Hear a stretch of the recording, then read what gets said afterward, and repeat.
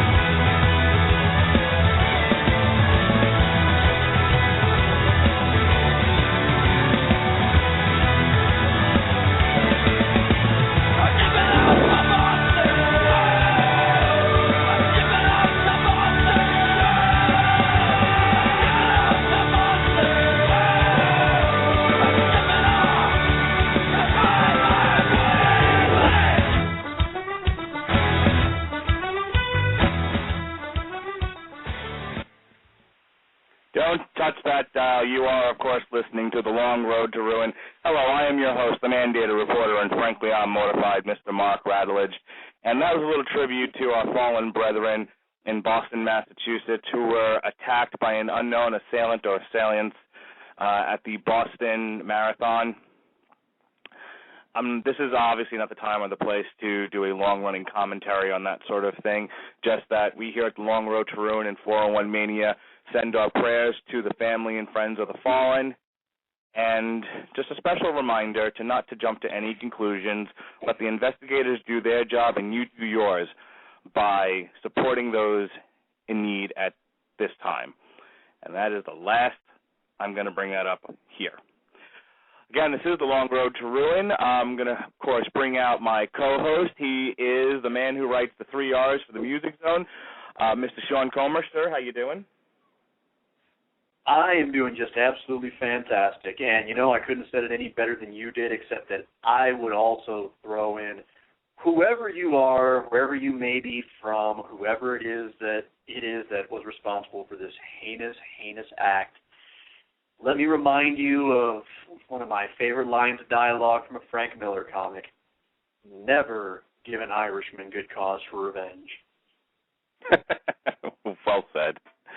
We are, of course, talking about, this is part 2 of the Batman podcast. This is the Joel Schumacher years, or as I lovingly call them, the Yuck years. Batman forever, and God help us all, Batman and Robin. And might I add, everybody chill!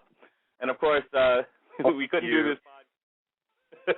We're going to be doing a lot of that tonight. No analysis, just lines from Mr. Freeze, a.k.a. Arnold Schwarzenegger. But he had to put a damper on all this silliness and get us back on track. We welcome him back from the first podcast we did in the Tim Burton years. He is, of course, one half of the duo who writes Occupy the Throne, the worst titled article column on the 401 MMA Zone. And he is the MMA analysis person for Thoughts on the Man Cave podcast with Jeremy Lambert. He is Samer Kadi. How you doing? Oh, thanks for the warm welcome. I was expecting something much colder. There, I just did one. I mean, let's face it, somebody had to get it out of the way. And I'm done. Thank you. Good night, everybody. Yeah, exactly. I mean, this pretty much sums up this entire podcast, 2 minutes in, so might as well get it out of the way. Just saved you guys a lot of trouble.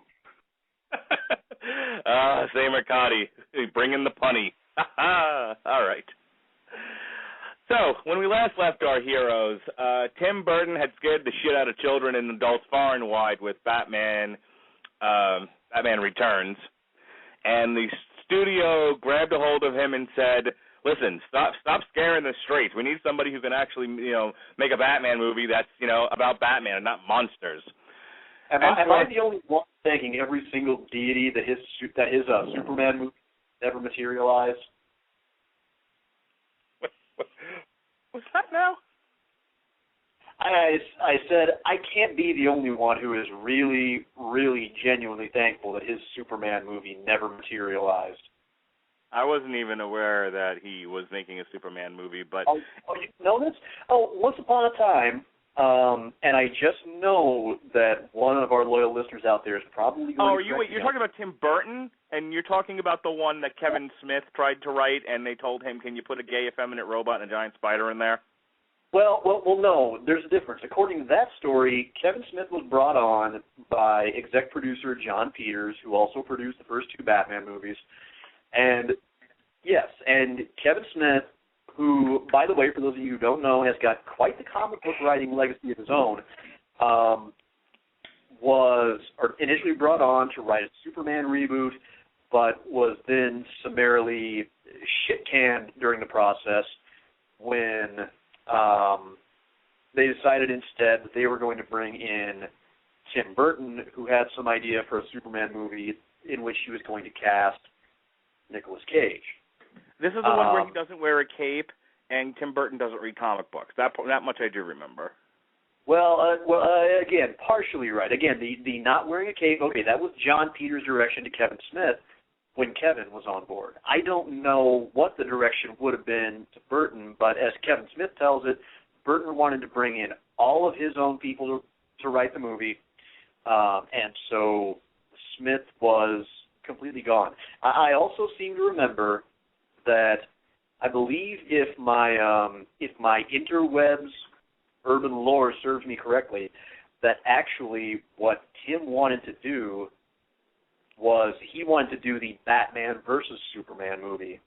And frankly, the idea of him trying to take on both those characters after demonstrating that he had no idea what he was doing with the Penguin and Catwoman, that is terrifying if you're a comic nerd.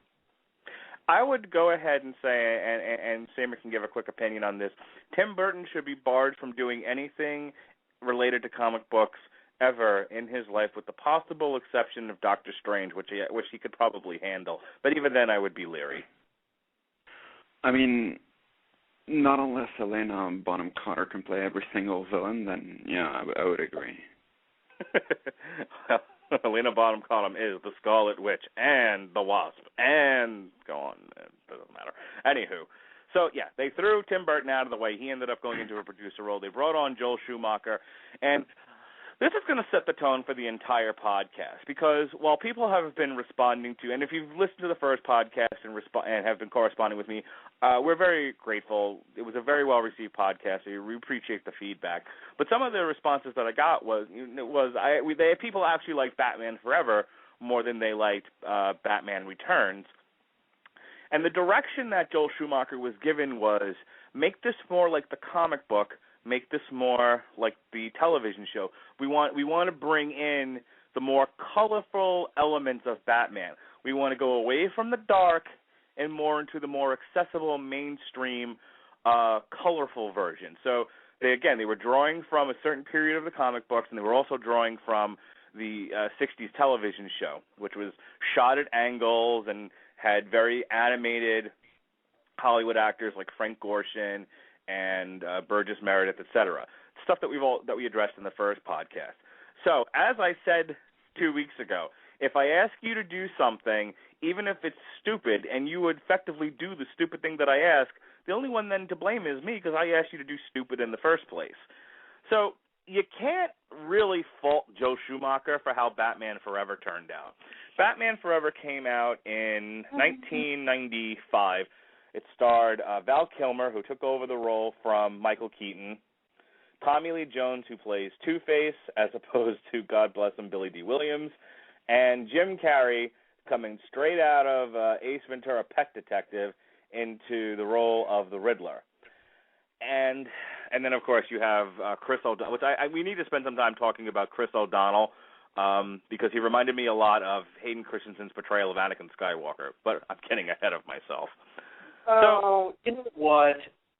Honestly, of these two movies... He doesn't even get that bad, though, until the next one. The next one, he's awful, but go on. No, you know what? Of the two movies, this is the one on which I'm going to be the least hard. I have my problems with it. I do. Sure. And hang on, that's what I was getting to. This one is actually better than I remembered it being. After a second viewing, I watched it over the weekend, and I thought, you know what? This actually isn't as bad as I remember it. And if you put it into the context of they were trying to go more towards the comic book and the 60s television show, well, then they did a good job of doing that. And again, personal preferences aside, I can sit here all day long and say, stop doing reboots of the 60s television show. I hate that stuff. But if the rest of the world likes it, well, then fuck me. I mean, that's pretty much where I'm coming from with this. We're going to look at this not from personal point of view, but rather, did it work? Did what they were trying to accomplish with this work? And that's really where I want to start and where I'm going to flip it back to you, Sean. In your defense of this thing and in you being the least hard on it and all of that, would you argue then this was a very effective adaptation of both the comic book and the 60s television show? For what it was, for the most part, yes. Actually, I really think it was.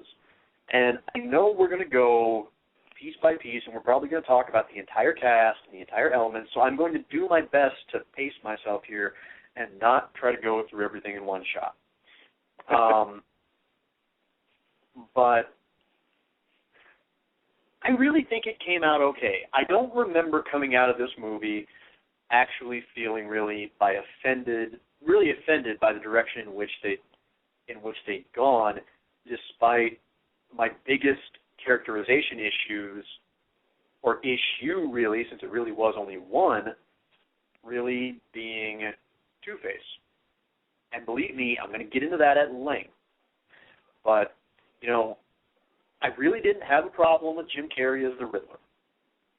All in all, I actually thought it was pretty entertaining, and it was Jim at really the height of his power before his shtick became irritating. I didn't think Kilmer was that great as Batman, but he wasn't horribly offensive in the role either. Chris O'Donnell, for the character that he was playing, I don't think he was that bad. It wasn't a character where he was really being asked to display that much complex emotion. He was playing Dick Grayson. He wasn't playing Jason Todd. If that had been the case, then yeah, I would have said Chris O'Donnell was a horrible choice. But he was a pretty good Dick Grayson. But all in all, I think that this was a pretty good direction for this movie, and it managed to work because the camp hadn't yet been ratcheted up to 11 like it was in the other movie. But that's still not to say that it was exactly remarkable.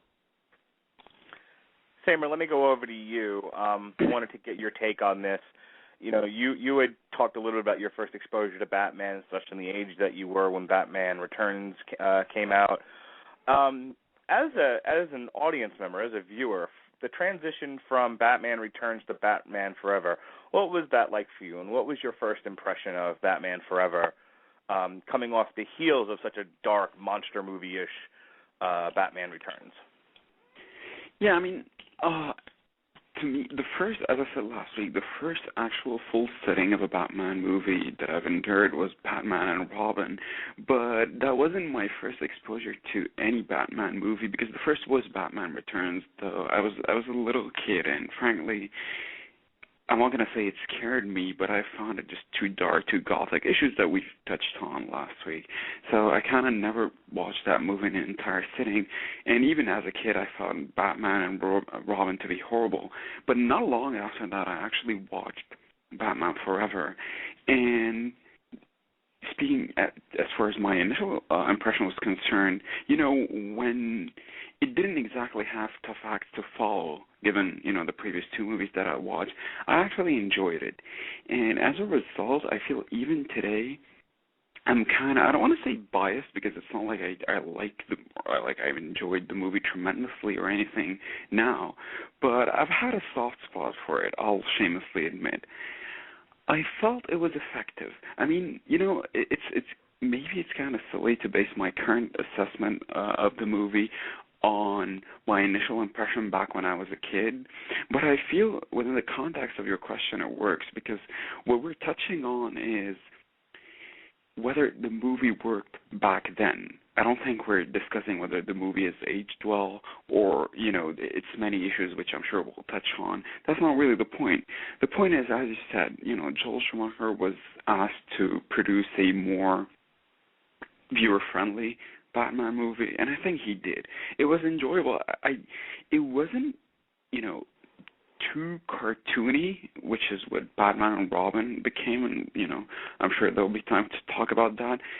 It had the right, as I was saying last week, I think part of Batman's appeal is, as a comic book, is the semi-serious tone.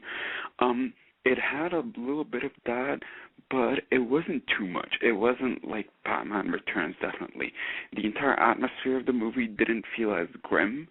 The villains, any superhero movie, I feel, lives and dies by the villains. Tommy Lee Jones, I didn't particularly enjoy. I was fine with Jim Carrey, really.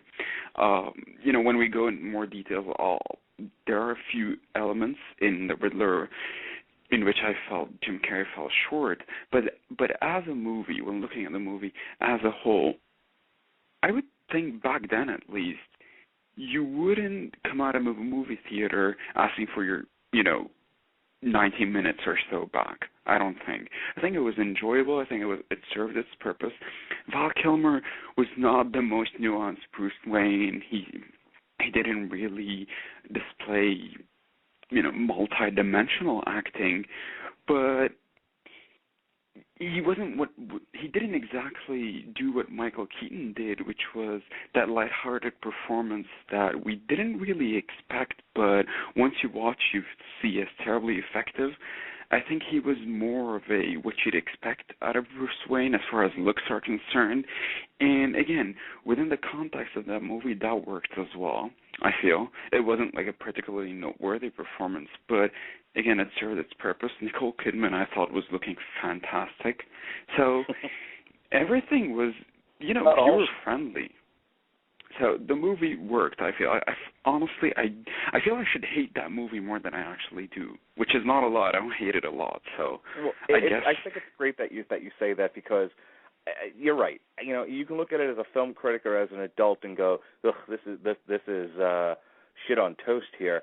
But I think when you consider the fact that the purpose of this movie was, like many comic book movies, especially of that time, was not to be marketed strictly to comic book nerds and purists, but was to be marketed to a mass audience ranging from people who didn't know what a Batman was, to comic book nerds. I think I think it works as the most widely accessible Batman movie of the four. But the other thing about it, that you said, which I liked, was this is also supposed to be geared somewhat towards children, and can a child be involved in this and enjoy it? Sure. It was bright, it was colorful, it was an easy enough plot to follow, and there was a lot of action in it. So, you should like it as a kid. And that's not to say that kids' tastes are dumb. As I said last week, kids' fare doesn't have to be stupid. But this is the sort of thing that works very well, I think, with both kids and adults. Sean, did you want to make a final point here? Because I want to talk about the next thing I wanted to bring up was Val Kilmer's having to deal with some of the elements of Bruce Wayne in this movie. So I'll let you have the final word there. Right. I'm just going to say that when I look at this, I'm going to try to be as balanced as I can. I'm going to try to remember that the idea, as you put it, was not necessarily to be an entirely faithful comic canon adaptation. The idea was to capture more of the spirit of the 60s TV show. And that's why some things about it, I think, actually, when looked at that way, are very effective, even if I necessarily was not all that into them. However, other things, namely Two-Face, I'm looking at you, really should have never been in the movie at all. Not at all. Should have been left out entirely.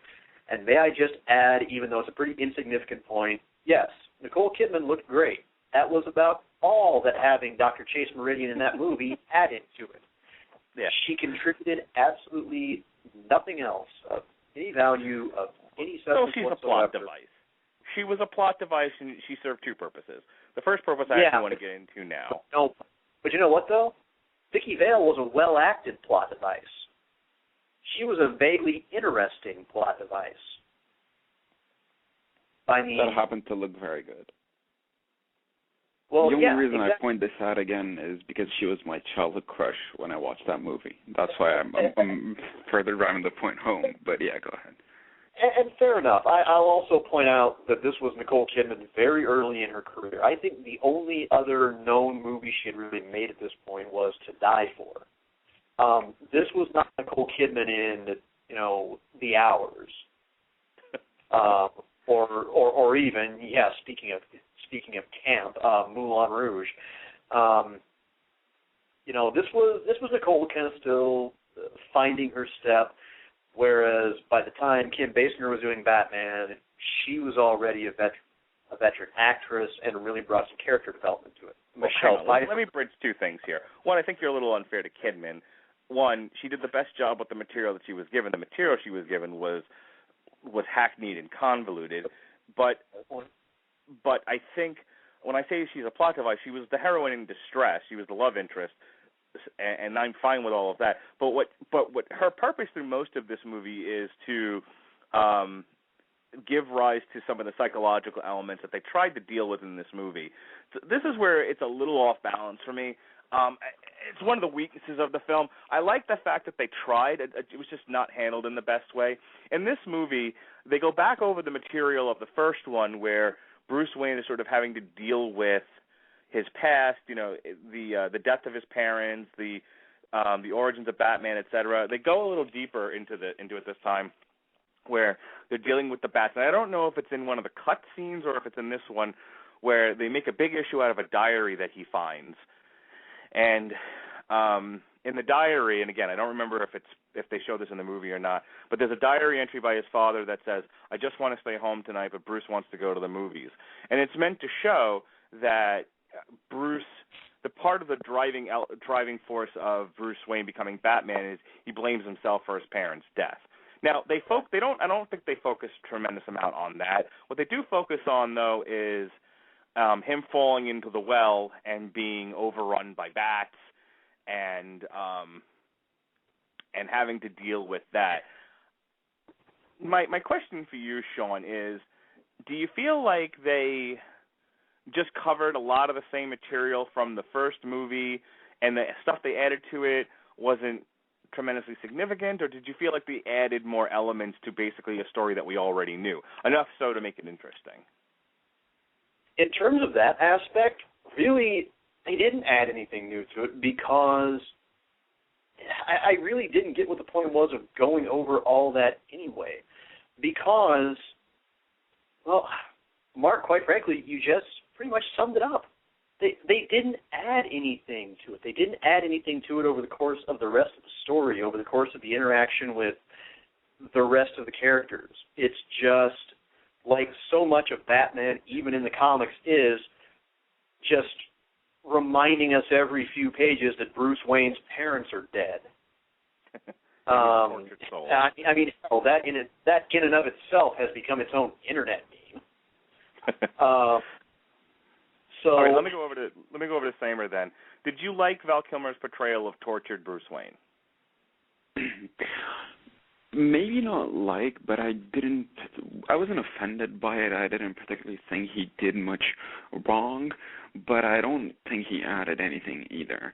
If I didn't know anything about Batman or the Batman story or, how Bruce Wayne went on to become Batman, and I watched the movie, I'd learned simply because of the story they're telling, but I wouldn't be particularly drawn to it or anything because of Val Kilmer's performance. You know what I mean? I don't think, especially in light of the first movie as well. Wooden? Would you describe his performance as wooden? It was wooden. I mean, it was just there. You know what I mean? Like, he did what he had to do. I came off feeling indifferent, and that was it. Okay. Sean, last word on Val Kilmer and his portrayal of tortured Bruce Wayne?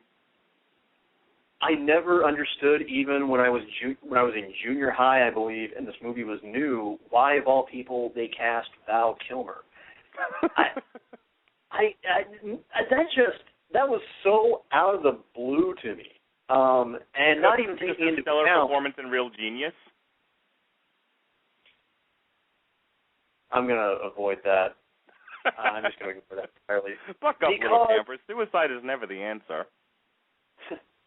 Because I honestly have never been that impressed with Val Kilmer as an actor. Come now, he broke on through to the other side. Okay, fine. A blind squirrel finds a nut every now and then, but he was in Willow, for Christ's sakes. Willow. I mean, speaking of Mr. Freeze puns, you didn't enjoy him as the Iceman? Well, but that's the thing, was even then, I understood the character of Bruce Wayne, and I understood why Michael Keaton worked in the role. And I just thought of everything else I had ever seen Val Kilmer in, and I just thought, really? What? Really?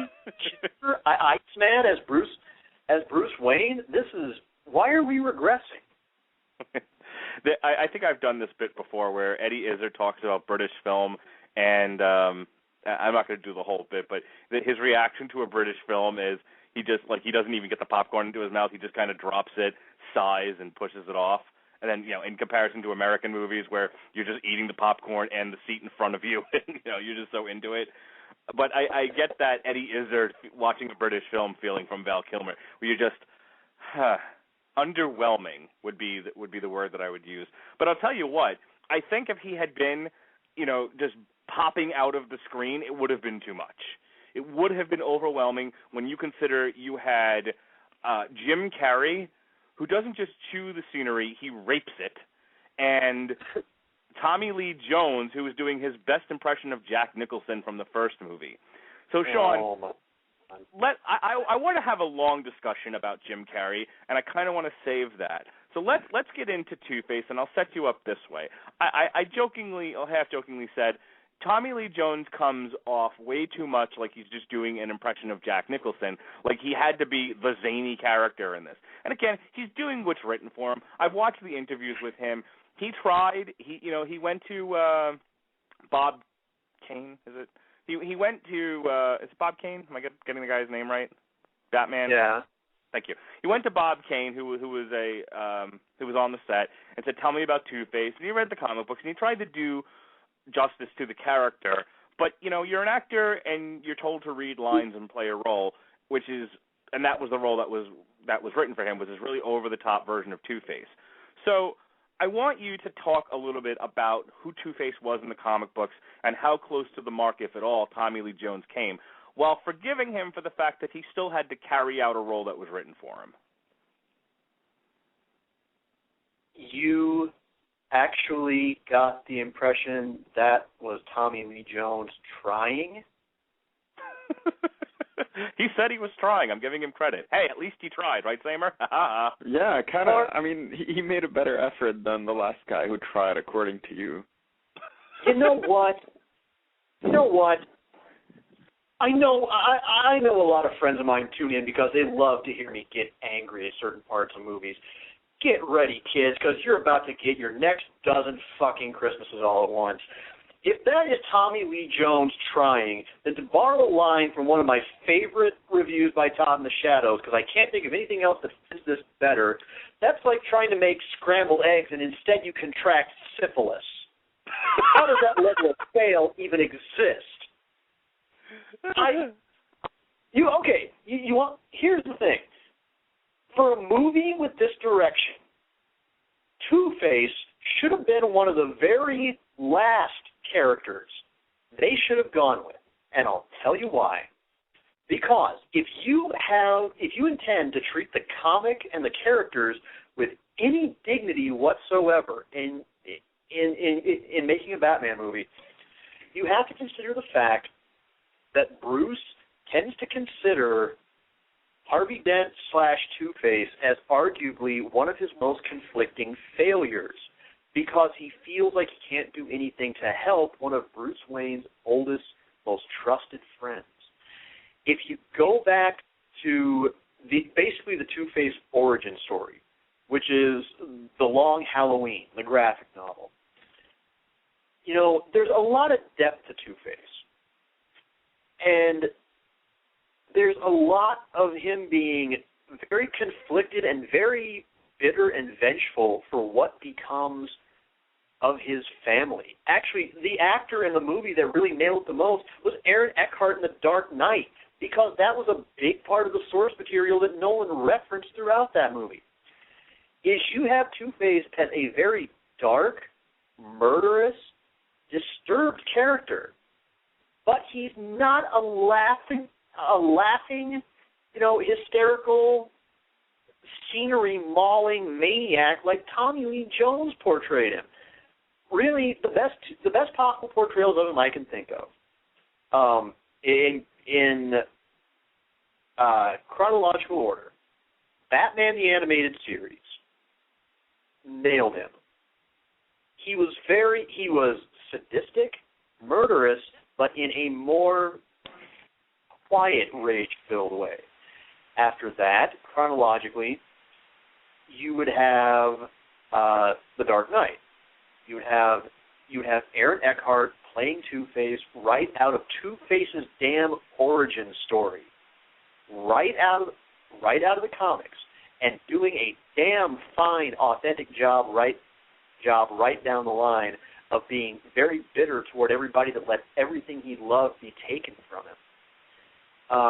And then finally, you have Two-Face as portrayed in Batman Arkham City, in the brief parts of the game where he's in there, which really plays up the dual sides of his personality, and how you have Gotham's White Knight, the virtuous, determined, courageous Harvey Dent, and then you have the sociopathic killer Two-Face on the other side.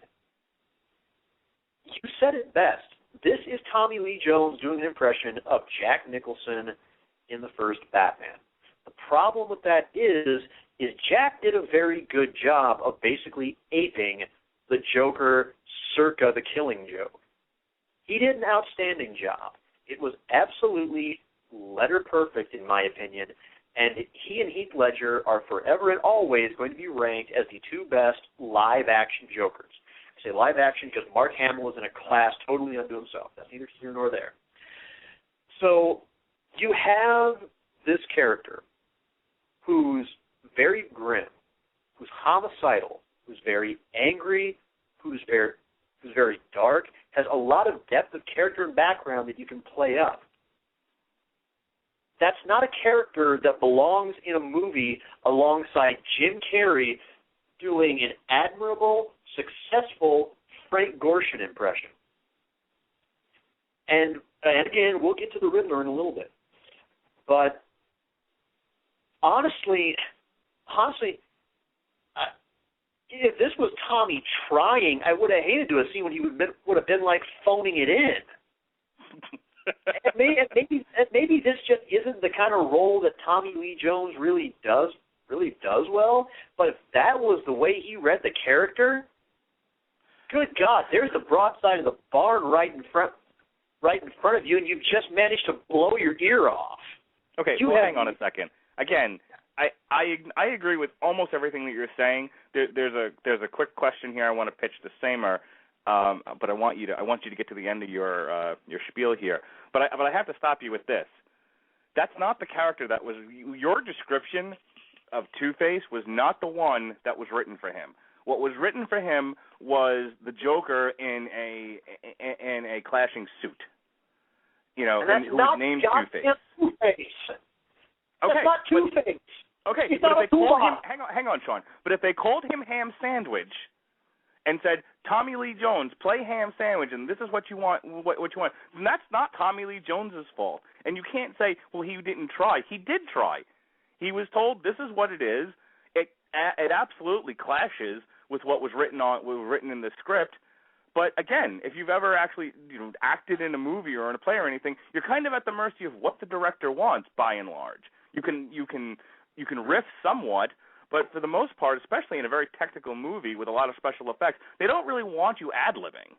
So it's not like he could say, "Listen, Joel, I understand what it is that you wrote for, what's been written for me here and what you're directing, but I want to do fucking Jack Nicholson from The Shining instead." They're going to say, okay, "No, read the damn words on the page, please, and do it, and do it while jumping up and down with a gun." Okay, you know what? Fine. Then if you want to put a character that colorful in the movie, there are other Batman rogues you can go with. Honestly, the first one that pops in my mind when I think of somebody who might have made a better choice to write into this movie than Two-Face, the Mad Hatter.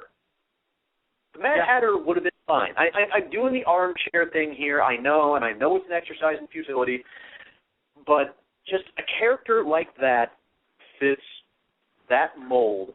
Right, much and I like better. your overall point that the Two-Face that is an honest adaptation of the character doesn't fit into a movie that was basically the Riddler's movie. I want Not to at all. Okay, and point taken. But I want to ask Samer a very important question. You're a kid watching this movie, or however it is old you were when you first watched Batman Forever. Aaron Eckhart and his portrayal of Two-Face, would that have worked for you in the context of Batman Forever as we know it now? That's interesting. I mean, I don't think there's any debate over who stayed truer to Two-Face or who gave out the better performance. As a kid, here's the thing. As a kid who didn't actually know the story of Two-Face and who wouldn't have been able to completely appreciate the multiple layers of Aaron Eckhart's performance, and as a kid who was watching and seeing Jim Carrey completely over the top in his usual Jim Carrey ways, which in fairness works for the character he was portraying, maybe Aaron Eckhart's performance would have been out of place. That, it's tough, but that to me speaks as to, I don't want to call it the failure of the movie, because in many ways the movie is serving its purpose, but maybe the failure of the script in general as far as writing a Batman story. To me, this is what it refers to. Within the context of the movie, maybe Aaron Eckhart's performance wouldn't have been the most suited, but I have to be honest and say I don't think that Tommy Lee Jones's performance was either. I mean, it was a train wreck as far as I'm concerned. I couldn't really tell why, even as a kid, even watching now, why he chose, or why was he told, if we're going to exempt him of any responsibility, why was the character portrayed in such a way, even within the context of the story? To me, there was a point where I think it would have worked better if there was, I mean, the Riddler and Two-Face are completely different characters. I don't want to step on Sean's toes here, but to me they were both, I mean, obviously they were played similarly, except one really works because that's the way the Riddler is, and Jim Carrey does a better job of doing all the over-the-top, stealing the scene acting. Stealing it, whether in a good way or a bad way, is up for debate, but at least, taking all the attention. I would say he doesn't necessarily steal it so much as he takes it hostage. Yeah, I mean, that's kind of what I was referring to. Not steal it the way you steal the show in an MMA event. No, but steal it as in forcefully take it, forcing everybody to watch you as well. But with Two-Face, I think with Tommy Lee Jones' portrayal of Two-Face, there were scenes where it became too much, where it became too loud. I know the movie is supposed to be over the top and everything, or the characters are supposed to be over the top, but there were times where they were both, towards the end, just laughing like maniacs and everything. To me, that's not Two-Face.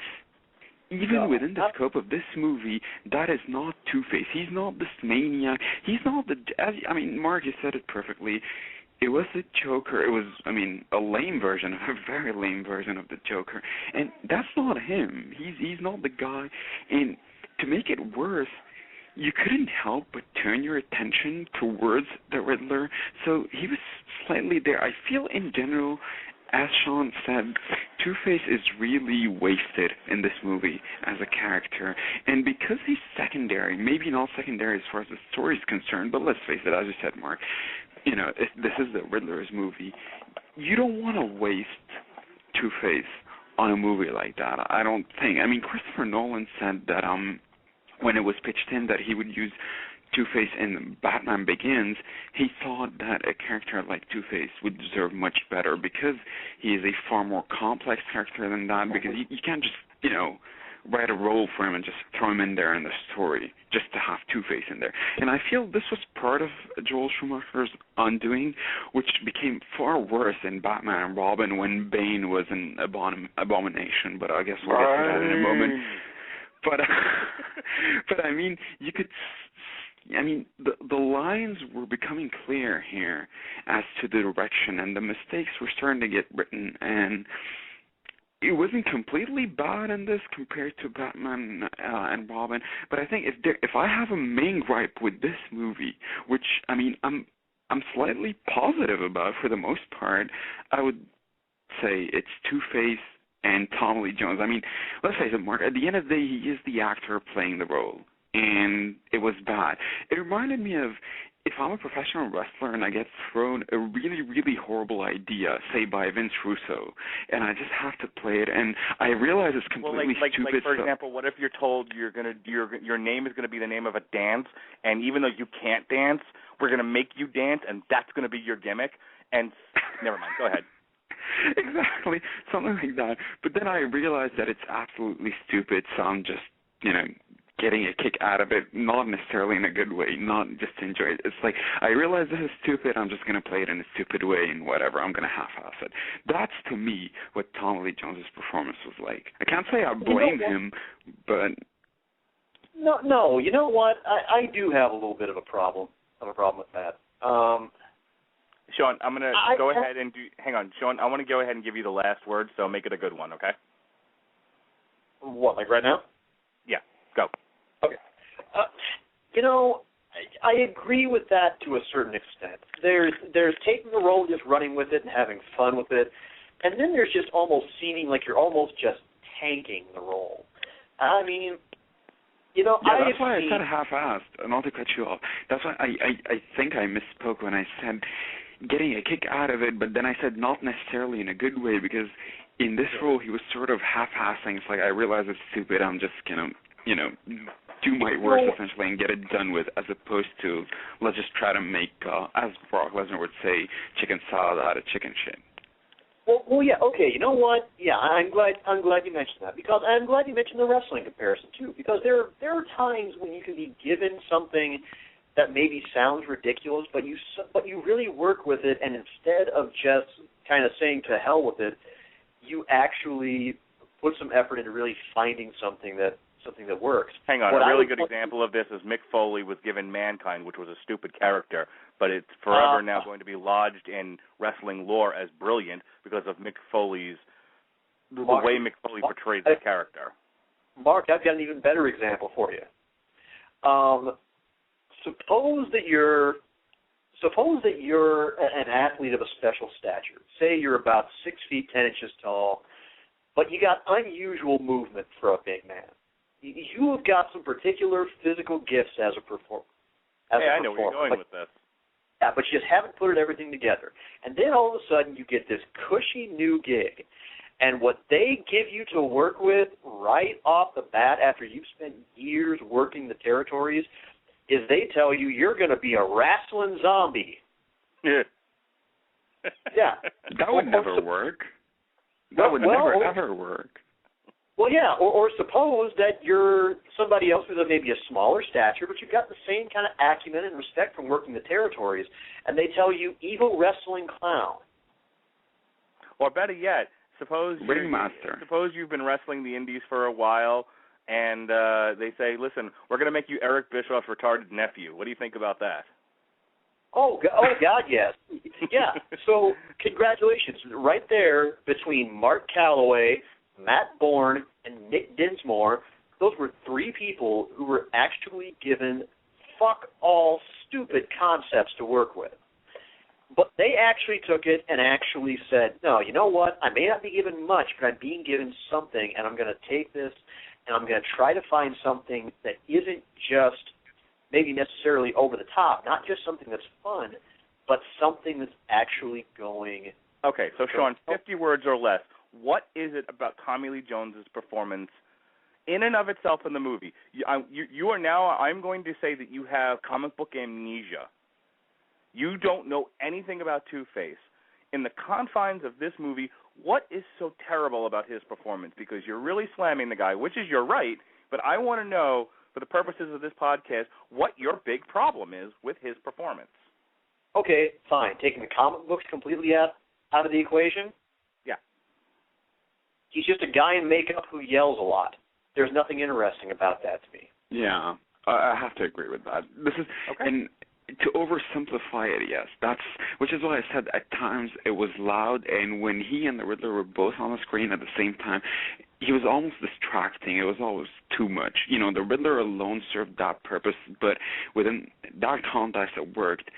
With Tommy Lee Jones, I think, or Two-Face, it was just a bit of an overkill. I mean, whether it's Jones' fault or not, I think this is the movie's failure, but at the end of the day, as I said, he is the guy playing the character, so you can't just exempt him from all responsibility. Right.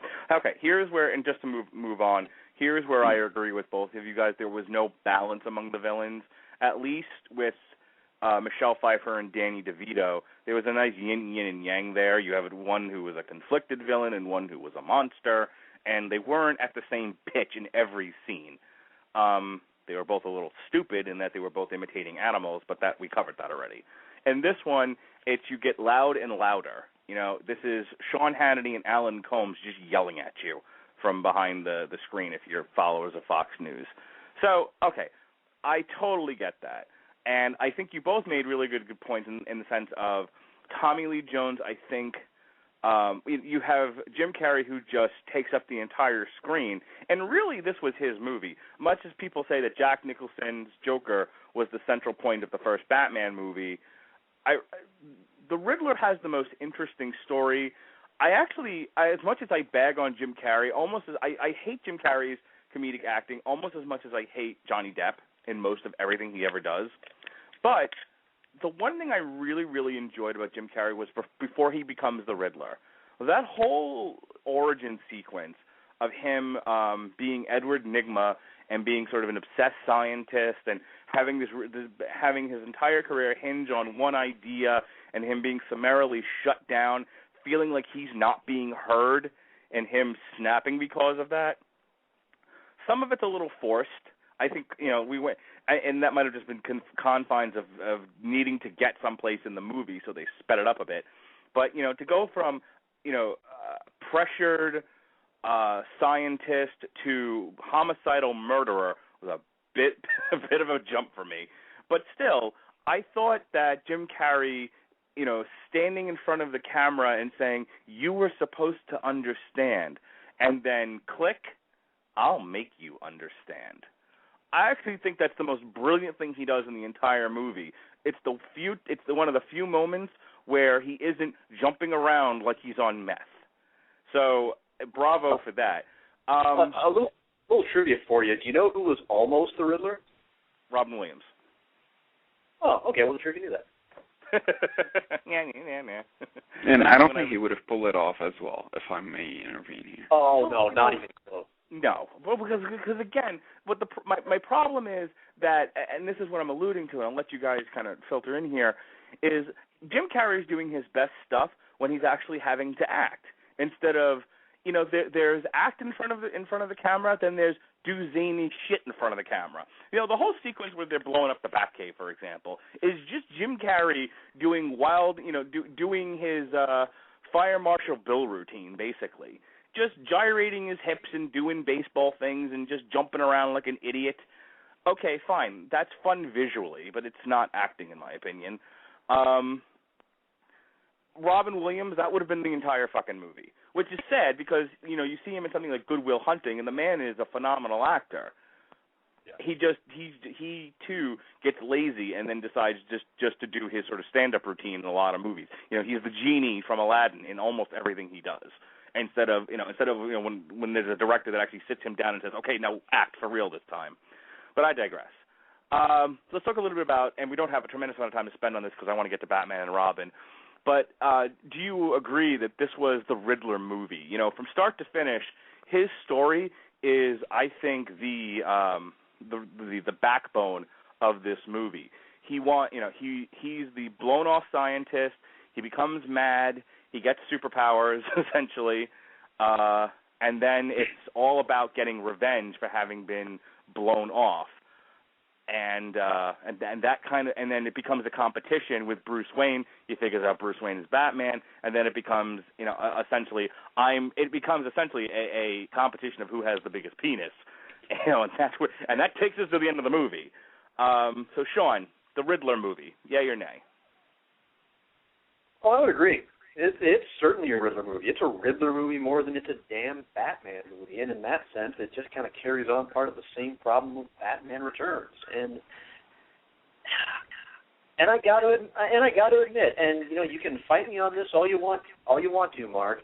If the direction they were going with was that they wanted entertaining camp, you couldn't have possibly, in that era, cast anybody, Robin Williams included, better than Jim Carrey for that role. If they had been going for the Riddler as portrayed in, say, Batman Arkham City, where he's a somewhat calm sociopathic killer, kind of in the vein of almost Jigsaw in the Saw movie. But who's brilliant? That's, I think, not to cut you off, but I think this is the only part where Jim Carrey's performance falls short or the writing falls short, where yes, I know Arkham City is a whole different issue or a whole different ball game. It's written differently. Obviously, it stays much truer to the Batman series. But what it really does when portraying the Riddler is highlight how brilliant he is. And at times in this movie, I thought that was the part that was slightly missing. But continue, Sean, and if you can, just elaborate on that in a second. Well, okay, and that was just my first example. The other one I would point to where you had a slightly more calm, less keyed up Riddler, Batman the Animated Series, also fine.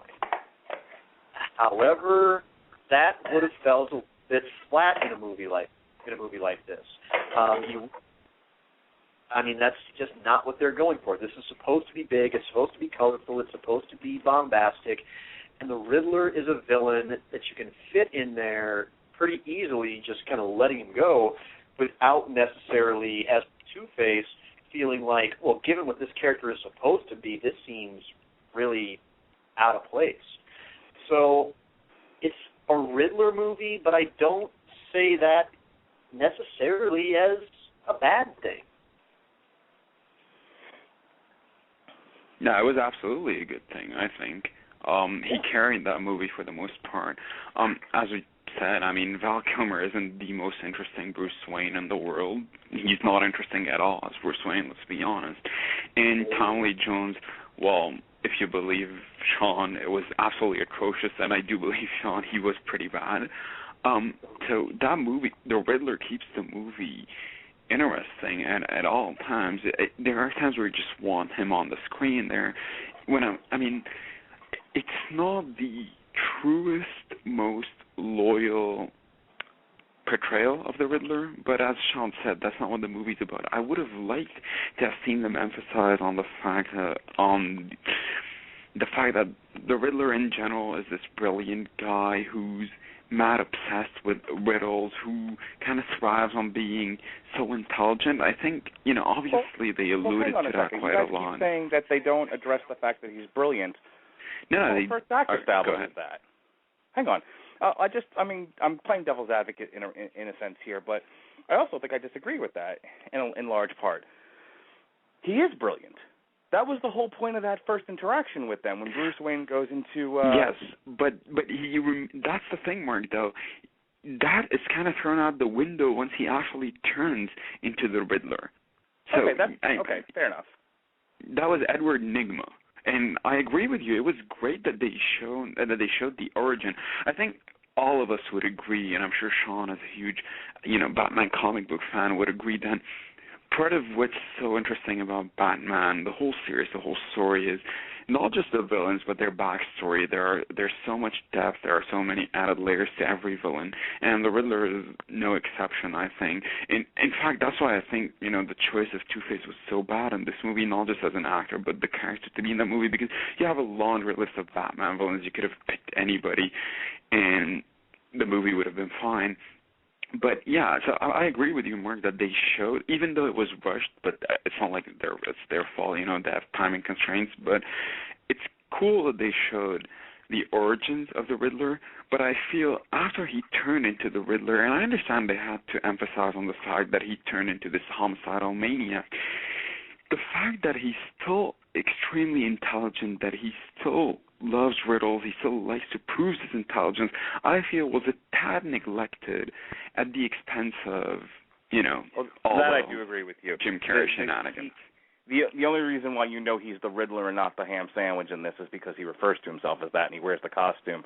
But the essential thing about leaving riddles for Batman to figure out, one, is absolutely neglected. Two, the parts that do focus on it fall way short.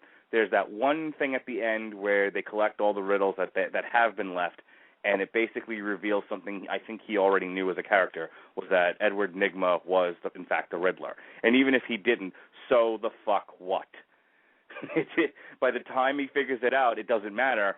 The Riddler, I think this is about the same time they blow up the Batcave and kidnap the Doctor, so, heck, it was like... The biggest element of one of the biggest elements of the Riddler's gimmick was overshadowed by everything else about the character and the plot.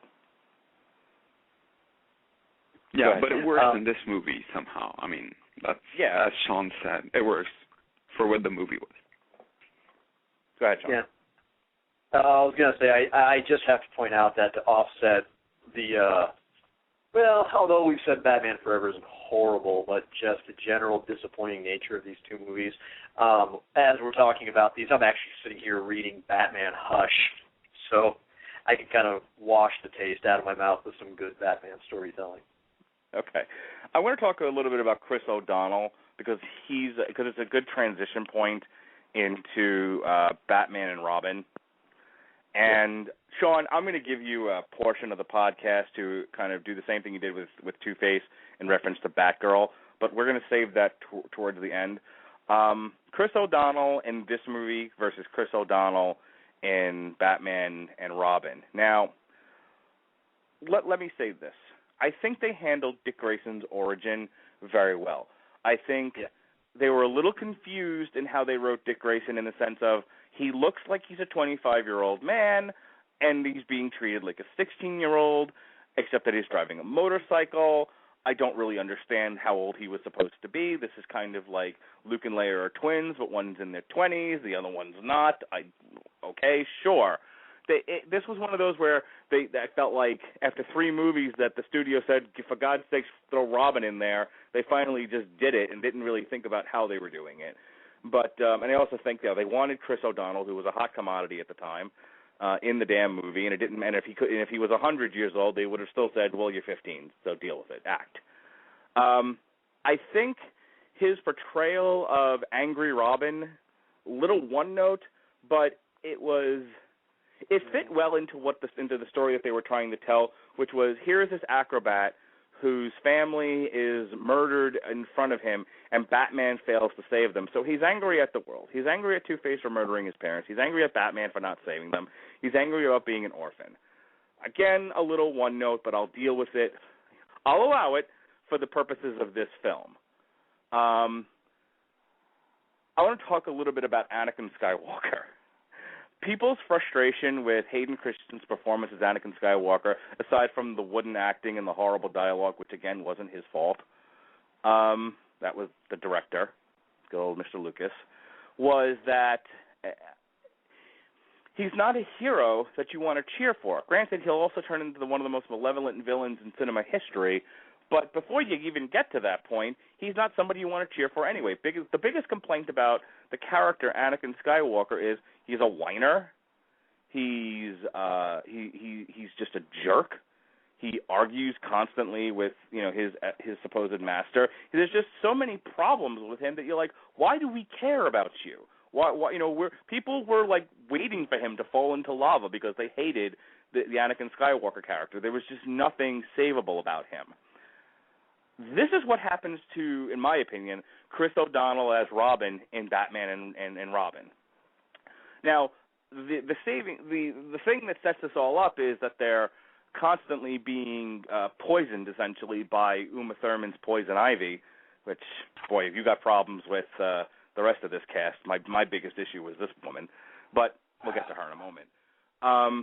The plot line of this thing is that she's a crazy eco-terrorist, and she wants to, she wants to save the plants, kill the people, and her big superpower is that she blows like a seduction mist into people's faces and makes them temporarily idiots. And that's their excuse for making Batman and Robin fight over her, because they both are poisoned into thinking that they're in love with her. Okay, here's the problem. They never get away from that. And Chris O'Donnell, and you have George Clooney, who's under the spell as well, but isn't an ass about it. And then you have Chris O'Donnell, who you're in no way sympathetic for because of his portrayal of this character. I really felt like of the many problems Batman and Robin has, not Jesus Christ, Arnold Schwarzenegger and his one-liners notwithstanding, it's that the dynamic between George Clooney and Chris O'Donnell is a lot like Ewan McGregor and Hayden Christensen in that they're clashing on screen too much, and it's not an enjoyable dynamic. Sean, that's kind of my impression of Robin in both films. Did you want to add anything to that? Yeah, my problem with Robin in both those films is they took Dick Grayson, and it at times felt like they were trying to write him vaguely like Jason Todd.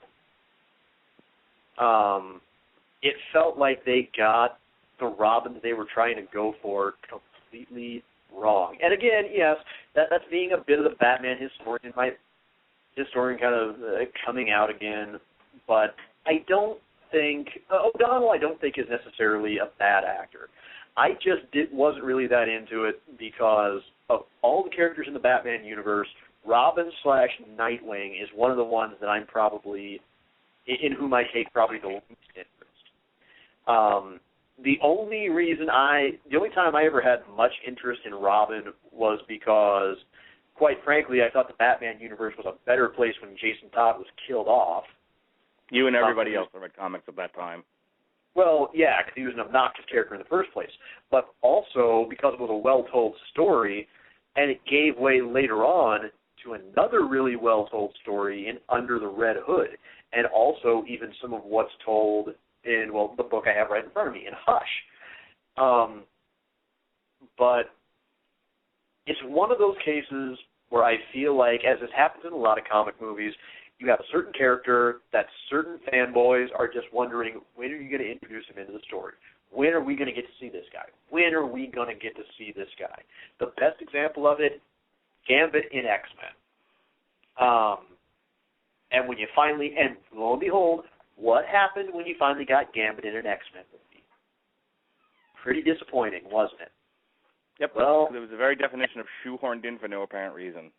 Well, right, exactly. But the thing is when it comes to Batman and his relationship, kind of psychologically with the different people who have been Robin, it tends to be pretty complex in large part because he doesn't want to bring anybody else into this life. He's fairly emphatic about that, especially when it comes to bringing Tim Drake into the fold after the Joker killed Jason Todd. Here, it's not really treated with that much respect. And this is something that I'm going to get into again in a little bit when we get to talking about Batgirl being introduced and how very wrong that went. But it's a case where, a lot like Two-Face, it's a character wasted because you really used it in the wrong context. It's a character where you just feel like there's so much more that could have been done with it, and in that if you can't do something right, you shouldn't do it at all. And in this case, it feels like when it comes to this relationship, they really didn't take time to really develop anything adequately. And as we saw in Batman and Robin, they didn't really do it with two actors with any real chemistry where they could pull it off. And as you pointed out, is he supposed to be in his mid-20s? Is he supposed to be a teenager as Dick Grayson actually was when Bruce Wayne took him in? What are we going for here? You're mixed up. You're all over the place. You're not providing any real clarity. So in that sense, if they weren't going to do it right, Robin should have just never been brought into it, but I guess they somehow felt they just weren't bringing enough characters into this movie. And God knows why they felt that way, but that was how they felt. I think it's the same philosophy that George Lucas used for Star Wars, where instead of investing this thing with plot and emotion, we'll throw more special effects at it, and that'll wow the straights. It's kind of the same mentality with this. We'll just wow them with actors and characters, and fuck all everything else. Samer, if you want to comment on anything regarding Robin in either movies, go ahead. But I want to let's just deal with the elephant in the room. Can we look? Let me say this much. Here on the Long Road to Ruin, as I've said before, we tend to stay away from other reviews of movies, and that's not to say that we're better or worse or anything else like that. I frankly think the Nostalgia Critics review of Batman and Robin is freaking hilarious. It's the very first one I ever. It's the very first one I ever saw by him. It got me into his other stuff, and to this day, him being dragged out of frame to be sedated, brings tears to my eyes because I'm laughing so hard. The problem is that was all about him, and it doesn't tell me anything about this movie. It was more of kind of a man cave, bad movie review club kind of a thing than it was what we're trying to do here. So let's stray away. We know that it's supposed to be a more amped up version of the 60s comic book show, the 60s television show. We know, it was everything that we already discussed in Batman Forever turned up to Steve Austin levels. Okay, it was the volume was turned up and the speaker broke.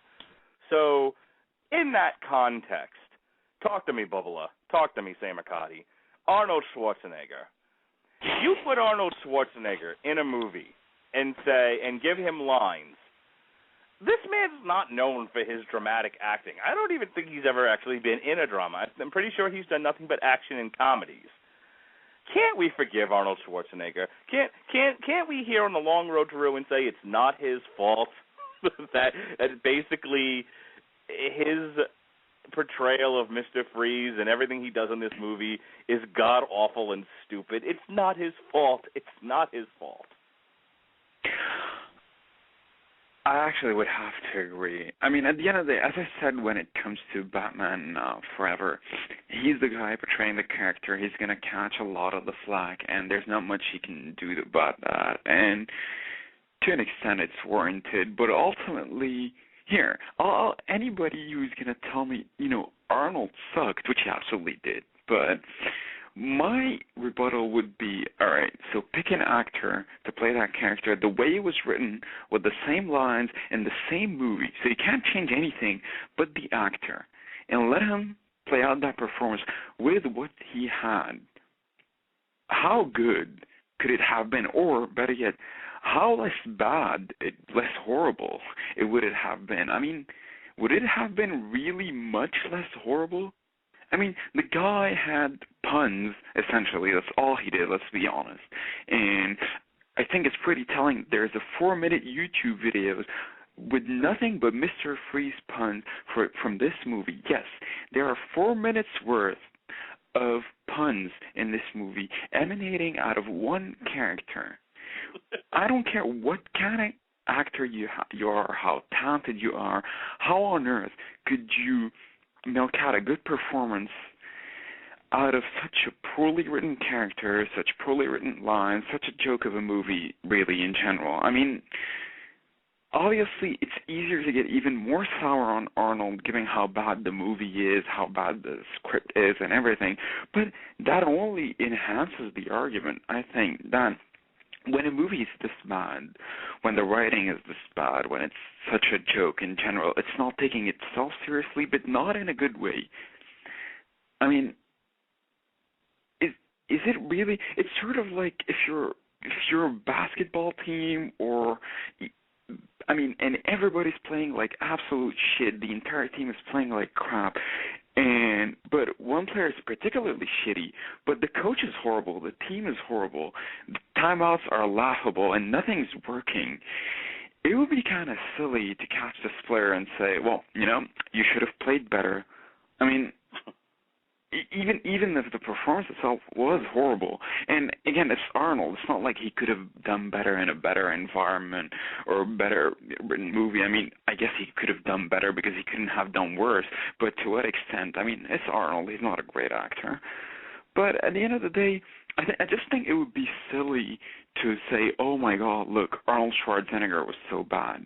No, honestly, anytime I criticize this movie or poke fun about it, because let's face it, there's no point in criticizing anymore, but I refer to it as, oh, Mr. Freeze. I don't think anybody could have pulled anything positive out of that performance, at least, or anything semi-positive. Maybe I'm wrong. Maybe I'm just choosing to forgive Mr. Arnold here, but I really think so. I mean, what's the best an actor could have done with that character? I know I haven't given the most sophisticated response, but really, how could I? There's nothing to say. It was everything that was bad, that could have possibly gone bad, did. And, I mean, so really, well, am I expected to say anything else? So yes, I forgive Mr. Arnold here. I don't think he tried, though, unlike Tommy Lee Jones, in your estimation. I think he was doing look, if you hire Arnold Schwarzenegger for a movie, you get the guy, you get muscles, you get action sequences, and you get one-liners and puns, lots of them. And he gave a perfect performance. He did everything that Arnold Schwarzenegger does.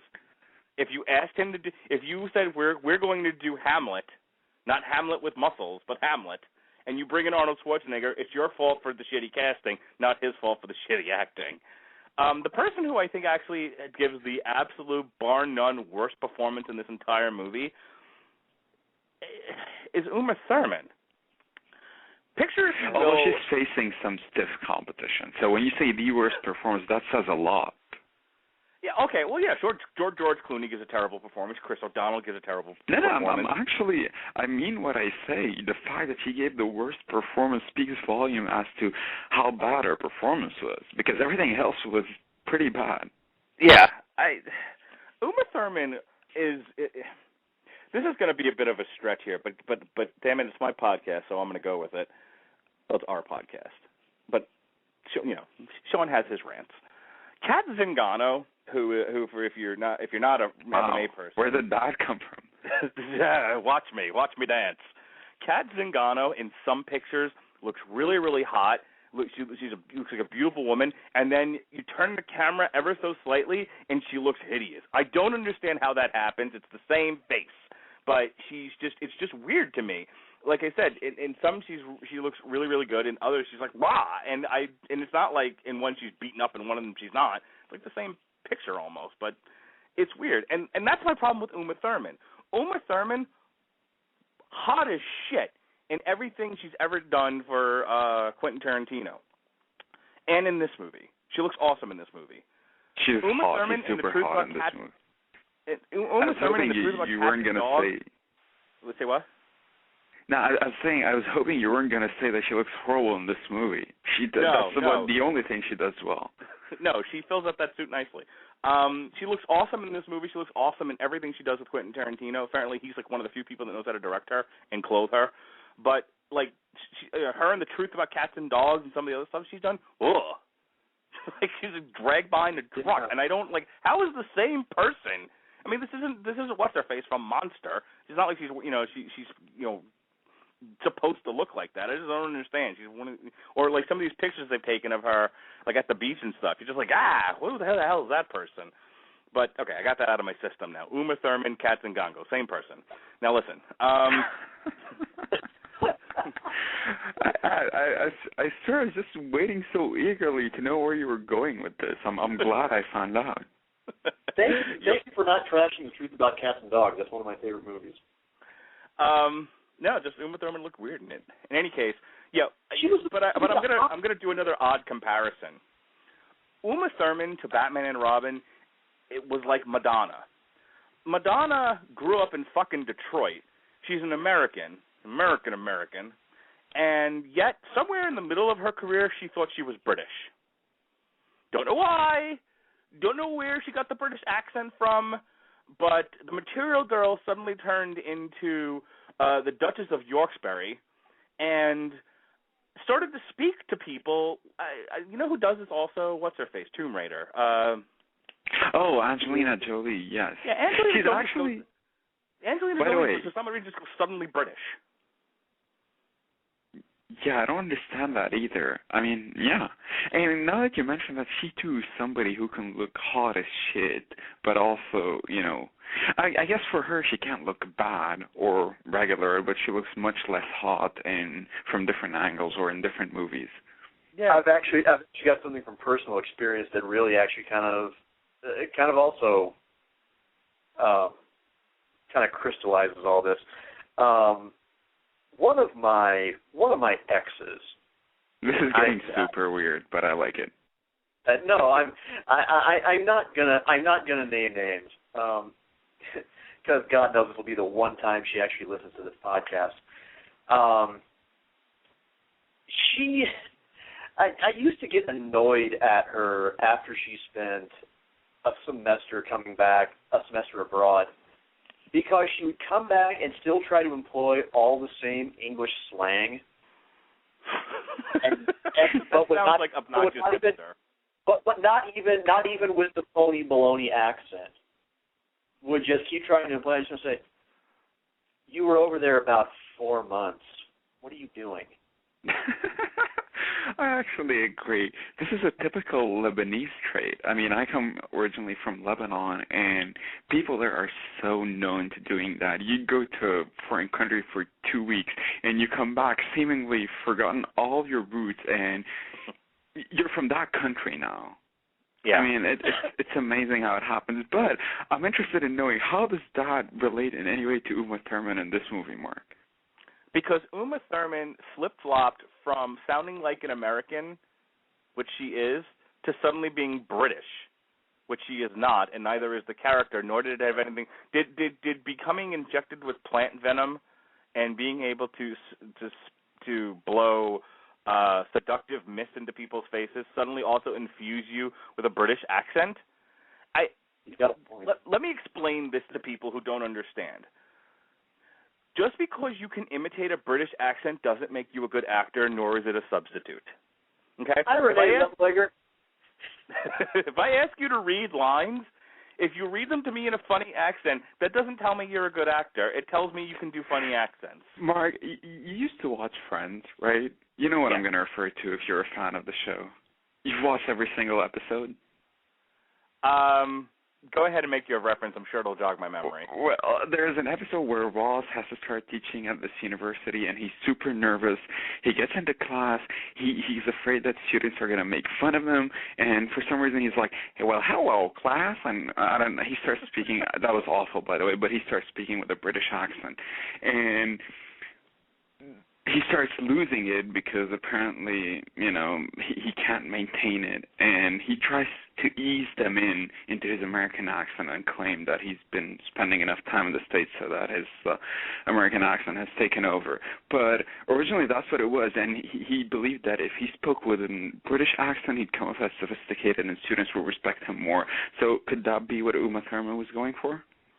I guess, yeah, I wouldn't say sophisticated. I would assume in her pea brain, and as far as this movie is concerned, she equated crazy villainous with British. Which, okay, sure, America broke away from the British Empire and they were the bad guys, but we've since made up. We're tight now. Tony Blair and George Bush. You know what I mean? Know what I'm saying? They're like they're total elimination with those two guys. I thought you were going to say you made up for it. I thought you were going to say you made up for it by being the bad guys yourselves. I was like, oh, Mark, getting political. This is not that kind of podcast, sir. All right. It was Uma after she did the Avengers, right? I'd have to look it up, but that's to get to the point here. People will like, this podcast went off the rails. We really drifted away from the point here. Kind of like this movie, actually. Sucks in this movie. That took me 20 minutes to get there, but we have finally reached the glorious conclusion of my point. Yeah, 20 minutes and 20 awful analogies by all of us. So yeah. Yep. Yeah, Uma Thurman is fucking awful in this. To the point where I know everyone likes to make fun of Arnold Schwarzenegger, and I think that's the other point that I was making is if you bring in Arnold, like I said, if you bring in Arnold Schwarzenegger to do what he does, you got what you got, and there's no reason to complain. You bring in Uma Thurman to play this character, and she fucked it up 8 ways from Sunday. You got Sean over here complaining about Tommy Lee Jones. I maintain at least he tried. This woman, I don't know what the hell she was doing, and it makes it almost feel like Joel Schumacher wasn't on set. Or either that, or he was so smitten with this woman that any performance she gave, she was, the fact that she's like Kofi Kingston, in one scene she speaks English, the other scene she's speaking British. Yes, I just said speaking British. You're welcome, Eddie Izzard.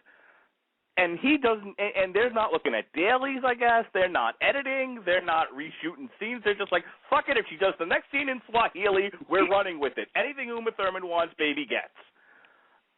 That, to me, was like the worst thing about this movie. Never mind Arnold Schwarzenegger. So, Sean, Poison Ivy, your thoughts? Okay, you know what? Not only am I going to give you my thoughts on Poison Ivy, I'm also going to give you my thoughts on Mr. Freeze for free, because I think there's something that's related in how they both went so wrong in this movie. It's not that I necessarily think they're bad characters to have in this movie, quite the way Two-Face was so out of place in Batman Forever. But the fact is, there's a theme that runs concurrent throughout almost all fiction, and that is that the very most imposing, fascinating villains are the ones who swear by God and Sonny Zombie Jesus that they're on the side right. Mick Foley said that once. What did you say? I said that's what Mick Foley said about what makes a good bad guy in wrestling, and it's a very good point. Well, many people have said it. And the fact is that these characters, if you go back and you really read them, there's so much more to them than was really written for them. And I will agree that Uma Thurman's performance really kills Poison Ivy, I think, more than the writing does. And I will agree in defending Arnold in that he was doing the best he could with something that was with a character written with no depth. Because the fact is, if you take a look at Mr. Freeze, what tends to drive him more than anything else is the loss of his wife and his desire to cure her. And in the places he's been written best, and yeah, guess what, folks? I'm going to continue the theme here and point out that these are where he was best portrayed, because this is where a lot of characters were done better than they were anyplace else. First off, Mr. Freeze in Batman the Animated Series, excellent. If you want to see a good full-length movie featuring this character, I would recommend the animated Batman Sub-Zero, because it plays that up. It plays up that really, all things considered, he just wants to fix his wife, and he will absolutely mow down anybody that gets in his way. Along the same line, he was portrayed very well in the same way in Batman Arkham City, in the limited arc that he gets in there, for exactly the same reason. For one thing, he wasn't hammed up nearly as much as Arnold was with this bad, punny dialogue. But he was just better fleshed out the whole way around. He was layered. He was somewhat sympathetic. Well, hang on. I mean, but that's the biggest failure of this movie. You can make as much fun of the back credit cards and the campy dialogue and the puns and again with the tilted camera work and all of that. But I think we can all agree, Batman and Robin fails as a movie because nobody's fleshed out. None of the characters are written in any kind of three-dimensional sense. It's shit happens for 2 hours. But the thing is we have an even bigger problem when it comes to Ivy, and that's the fact that really, for the most part, they actually got the character mostly right. I really can't complain about the way she was written, because the thing is Ivy, for the most part, if you go back to the comics, to the animated series, to Arkham Asylum and Arkham City, the fact is she is an eco-terrorist who truly has snapped and does see the plants as her babies. It's just that in those places, she didn't have the volume turned quite up so much with the performance. She was still given a little bit of a little bit more of a downplayed human side there too. She was a little more collected about herself, and not quite so manic, not quite so over the top. And in this case, I think those two characters could have really fit into this motif had they not tried to go so much in the hardcore comedy direction. This is one of the most inexplicable failures of Uma Thurman's career. Because really, all things considered, there's no reason she shouldn't have been right for this. To be quite honest, if she had played this like she was playing Mia Wallace, or dare I say even The Bride, it would have seemed a little more appropriate. It would have seemed... But that's what I mean. To me, it was, I think, a failure of direction. You know, yes. I think we've been having a tug-of-war for the last hour and a half over, well, is it the actors, is it the directors? And I guess ultimately we can never know. We're all speaking on the basis of, you know, subjective opinion. I keep blaming the director. You guys keep blaming the actors. But I think in this one we can all agree this one was strictly a failure of direction. These people are trying here.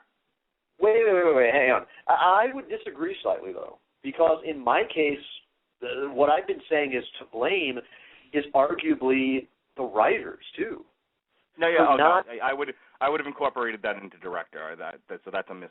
Well, okay, but when you say director, it sounds like you're just strictly saying this was strictly Joel Schumacher's fault. I should have said direction and writing. Would have been okay. More what I was getting that's at. A little more fair. Now you're talking. But overall, the way the characters are conceived is so far from where they're the most effective.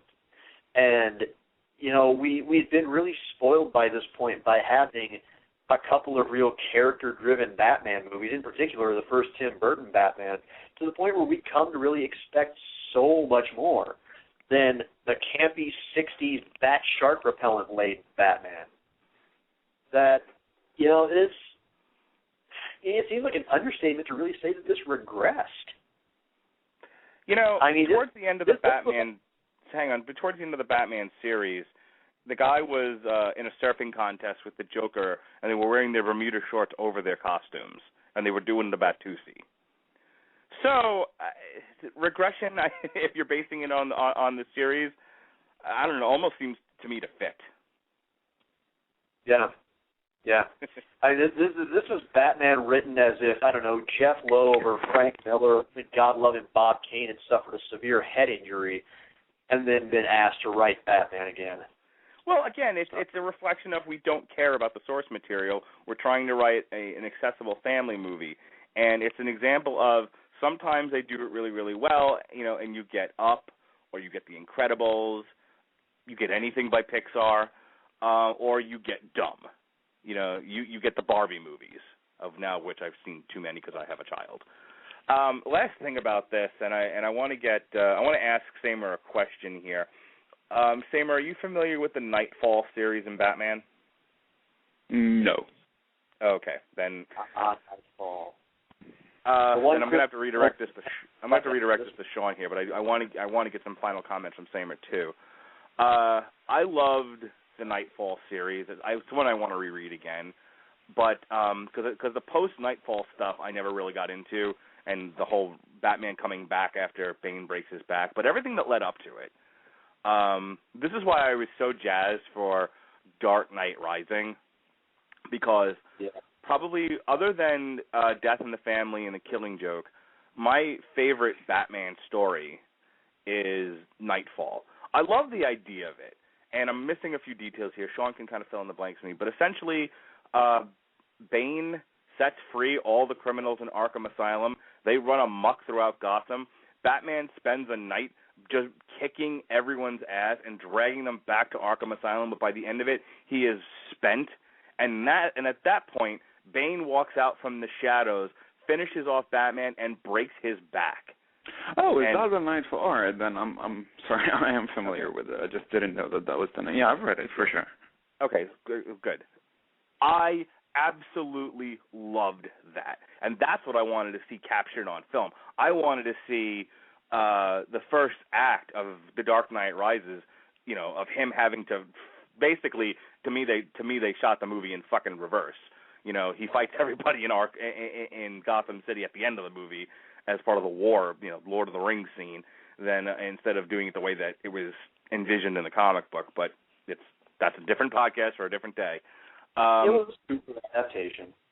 Yeah, again, it's another conversation. But I absolutely adored the Bane character, loved that story, and I remember what they did to Bane in this movie. And if there's a Bat credit card moment for me, if there's anything in this movie other than Uma Thurman's acting that makes me just want to throw shit at my television, it's that they turned one of the most malevolent, evil characters in the Batman universe, the one guy that really got Batman, and they turned him into Bobo the Monkey Boy. Yeah, I mean, this is by far my biggest gripe with the movie. Not Uma Thurman, not Mr. Freeze. Because here's the thing: at least Uma Thurman looks hot, right? Mr. Freeze, it's Arnold. What can you expect? But the way Bane was written really drives me nuts. I would say he's probably my favorite Batman villain, although, the Joker is everybody's favorite, and he's right up there.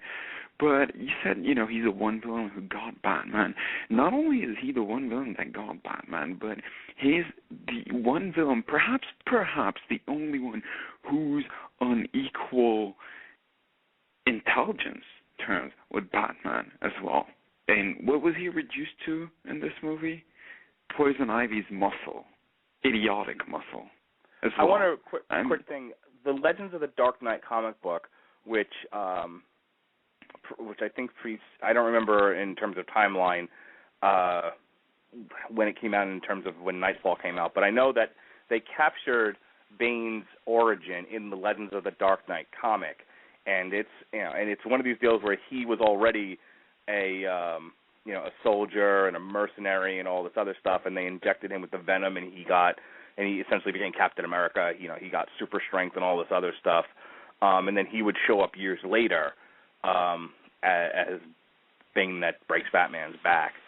And that's I think the real tragedy of this is that much like Venom in the Spider-Man comics, they had a really good, juicy origin story to work with some really good motivation to have him do stuff in a Batman movie, and it was essentially treated much the same way Venom was treated in Spider-Man 3. Hey, he's popular, throw him in there. And then nothing else. That's the thing, that Bane really need to be in this movie.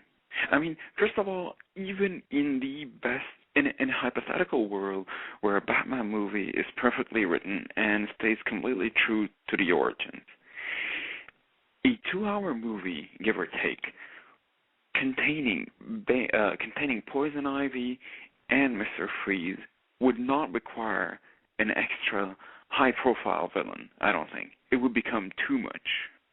I mean, even if she needs muscle, then throw Killer Croc in there. At least right. That's the thing. Killer Croc. I mean, Killer Croc would have been a no-brainer for this show. I mean, Bane, first of all, spoiler alert, for everybody's gripe with the Bane story in The Dark Knight Rises and Christopher Nolan's Dark Knight Rises was the reveal at the end. Was that, for most of the movie, he was the villain, he was the mastermind, and at the end, again, spoilers for everybody who hasn't watched it, he was revealed to be nothing but Talia al Ghul's, sidekick, essentially. And so what does that make of this movie when he's nothing but, his role isn't even secondary, I think. It's generous to call it secondary. Well, he's henchman number one with an asterisk. They've all got henchmen in this. He's not even Bob. Bob had more of a personality and more to do. Exactly. What a waste of a phenomenal character. That's really, just earlier we were talking about, why the whole Batman series is so appealing, and we're talking about the villains and their origins. Bane, I think, has by far one of the most interesting stories. And, that iconic moment of him breaking Batman's back, how could you possibly fuck that up? There was no need for him to be in there. He didn't add anything. And not even Batman fans, I doubt, while watching that movie, you'd be like, oh, well, here's Bane. Awesome. How could they not know that this would be a huge disappointment? There was no point of having him in there. This is what irks me the most with this movie. Okay, Sean, any last thoughts on Bane? I think you guys pretty much nailed it, and just the fact that he's such an intelligent villain that didn't get played up. Really, Nolan got it a lot closer than this one did. You can't even compare the two. No. It truly is a waste. I agree wholeheartedly that if you want to put somebody in there as being just strictly muscle, the first two guys that come to mind, if you're going to pick people out for that role, and hell, you could have even kept the late Jeep Swenson in this movie and had him play either guy, is Killer Croc or Solomon Grundy.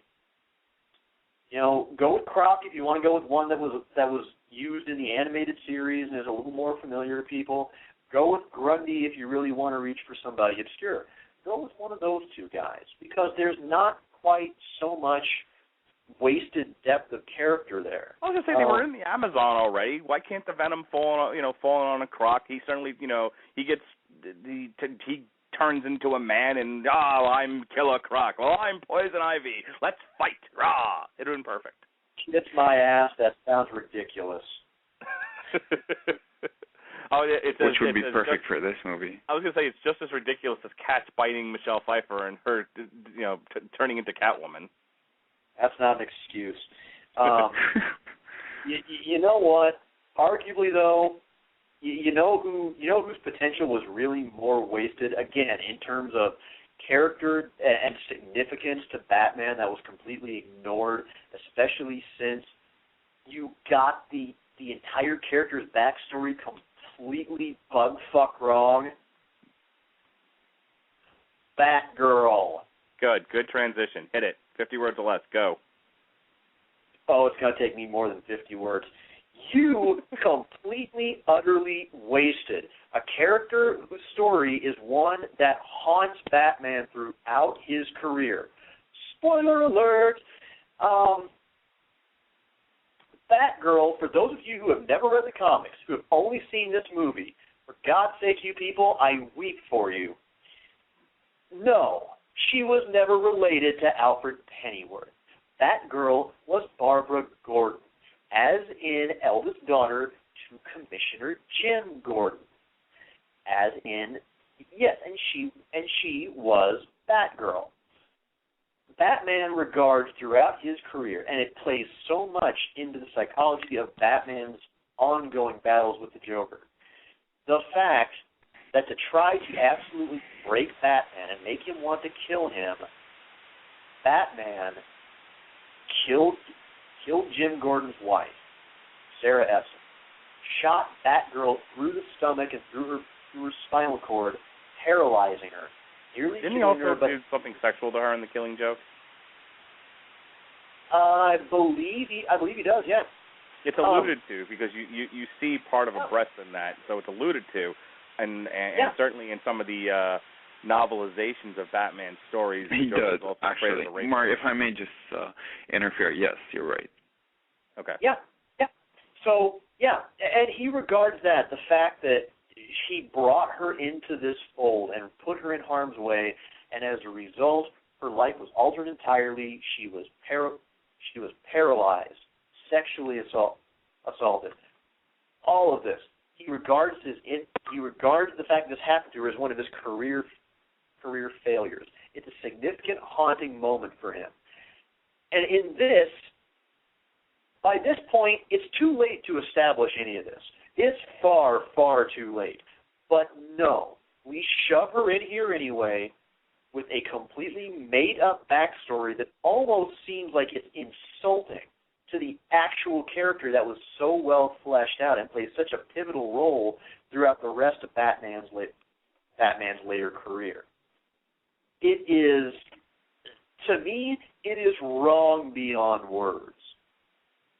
It is right up there with the way Bane is mistreated in this movie. See, for you, you're having an emotional reaction to the mistreatment of Batgirl. I have that same sort of guttural reaction to how they treated Bane in this thing. You want to talk about? I mean, I was not angry about any other part of this movie, that credit card and all, except for the Bane part. If someone asks me why do you hate Batman and Robin so much, it's really only because of one thing. Because I'll tell you what, the dialogue is so laughably bad that I actually enjoy the movie from a so bad it's good point of view. If you turn the Mr. Free stuff into a drinking game, this movie is mad fun. They wreck Bane so badly that it's unforgivable for me. And for you, apparently, Batgirl. But I will tell you that if a studio executive, why he would be listening to this, I don't know. Maybe one of his interns tells him about it. But if a studio executive at Warner Brothers ever hears this, I will tell you they're going to turn to that intern who made him listen to this podcast and say, why do we give a fuck what any of these people think about what we did to Batgirl? She was a commodity. We needed her in the movie. Alicia Silverstone was hot. End of story. No, you know what? Here's the thing, though. Here's the thing you have to remember. It's not just the fact that we're so attached to these characters sometimes. Sometimes it's the fact that we look at what we're given when it comes to an adaptation. And then we look at the story that is already laid out right there, the direction of the characters that is laid out right there, that has already been shown to grip and connect with an audience. And to see it completely ignored in the face of thinking that somebody is going to be able to improve on perfection, on what's already been demonstrated to be wildly popular and appreciated, that is the part that gets frustrating. Because you look at this, and it's like with video game movies. It's like with video game movies, especially the Resident Evil movies, for example. Yeah. The fact that you didn't need all this other bullshit. You didn't need to make all this other shit up. Everything you needed, everything we could want to see played out with just a few tweaks to make it original is right there. All you had to do was just take this and find a way to film it. But you know what? A lot of times they don't do that, Sean. A lot of times, look, human beings are a funny lot, and ego plays a huge role in decision-making and motivation. And sometimes, you're given, and I'll give you an example of this, and I can tell, and without drawing from something specific, I can tell you this is probably what happened in the case of many of these adaptations, whether it be comic books or video games. It's, well, I'm not no stinking comic book writer. I'm not no stinking video game writer. I'm going to do my thing. I'm going to put my stink on it. It's kind of like when you get rid of an old boss and they bring in the new boss, and while nothing really needs to change in the work environment, they want to do things differently because people have this need to put their own stink on things. Okay. They need to validate themselves. So a lot of times part of it is they just throw out everything that everybody else values because, you know what, I'm fucking Mark Radulich, and I can make it better because I'm super writer. That's why they gave me the job. And many times it doesn't turn out that way. But that's kind of Hollywood. But, I mean, didn't Christopher Nolan do that and it worked? I mean, it's like every film adaptation based on source material, whether it was a book, a game, or anything, it's very rare that it stays completely true to source material, and yet it can work. Even if you want to put your own take on it, it can work. No, so I don't think that's an excuse. No. What I'm saying is they do that, and some people do it well. Others fail miserably at it. Right. Okay. Yeah. Okay. Here's the thing, though. First off, to address the Christopher Nolan angle on it, Christopher Nolan did something, along with David Goyer, of course. Goyer has to get his credit for this, too. Did something that not everybody who has ever made a comic book movie can do, and that is they were able to take some of the great Batman story arcs and actually not just adapt them, but combine some of them and actually work them in seamlessly together to the point that they still told a gripping story and still made sense and managed to not be offensive to the sensibilities of the people who love these stories. Best examples I can possibly think of. The very best, in fact, maybe the best one. Okay, The Dark Knight Rises. You have one part of that movie, and of course some people are probably going to throw in that there's other arcs that I'm not referencing here, and you're probably right. But you have a big part of the movie that is The Dark Knight Returns. And then you have another big part of the movie that is Nightfall. They put them together, and glory be, it actually worked. It actually really, really worked. Even The Dark Knight. The Dark Knight was a loose adaptation of The Long Halloween. Okay? It was an adaptation of that with the whole arc with, the Joker is in The Long Halloween as well. But the Joker, aren't you just kind of restating in a very eloquent way what Samer Kadi and I just kind of came up with, which was... But I'm getting to something else, though, because there's another successful angle in which this has been approached, too. That's what I was trying to get to before you jumped in with your point. If I may do my Paul Heyman thing for a second here, in terms of everything you said about Hollywood arrogance, okay, if your point is to make a movie that works, a movie that makes money, a movie critics love, a movie that audiences love, that should be your perfect total goal right there. Then I got 3 words for you. Sin fucking City. Because Robert Rodriguez partnered with Frank Miller and managed to make a movie that quite literally brought Frank Miller's absolutely cuckoo for Cocoa Puffs, bug fucking sane style to life, and actually managed to do it in a way that was overall engaging and not just appealing to people who loved it, but that everybody could agree that was truly well done filmmaking. It was well acted. It was well written, and I can tell you, being a huge fan of those books. In fact, I have the collector's edition graphic novels right on my bookshelf, looking at them right now. Let me ask you a question, Sean. Who was Sin City made for? Comic book fans and adults, or children and families? Okay, it wasn't made for children and families. There's no way you could make Sin City for children and families.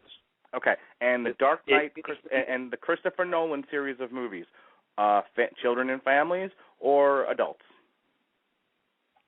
Okay, those were made for adults. What was the point of Batman and Robin according to the studio? Yeah, but you were also the one who said just because it's made for kids and families doesn't mean it has to be stupid. And I stand by that. And I think we all agree Batman and Robin was stupid. It was a misreading of what's good for children. Sean, nobody here disagrees with any of the points that you're making, and we could spend the next hour of this podcast. We won't, but we could spend the next hour talking about how there's a disconnect between the studio, those who work in the studio, and these other areas where people create content. There's a disconnect between the audience many times and the studio. This is, I think, the biggest source material for frustration for bloggers and podcasters and people who follow the movie industry is we gripe that the studio doesn't listen to us. And I think that, to me, is the story of these Batman films.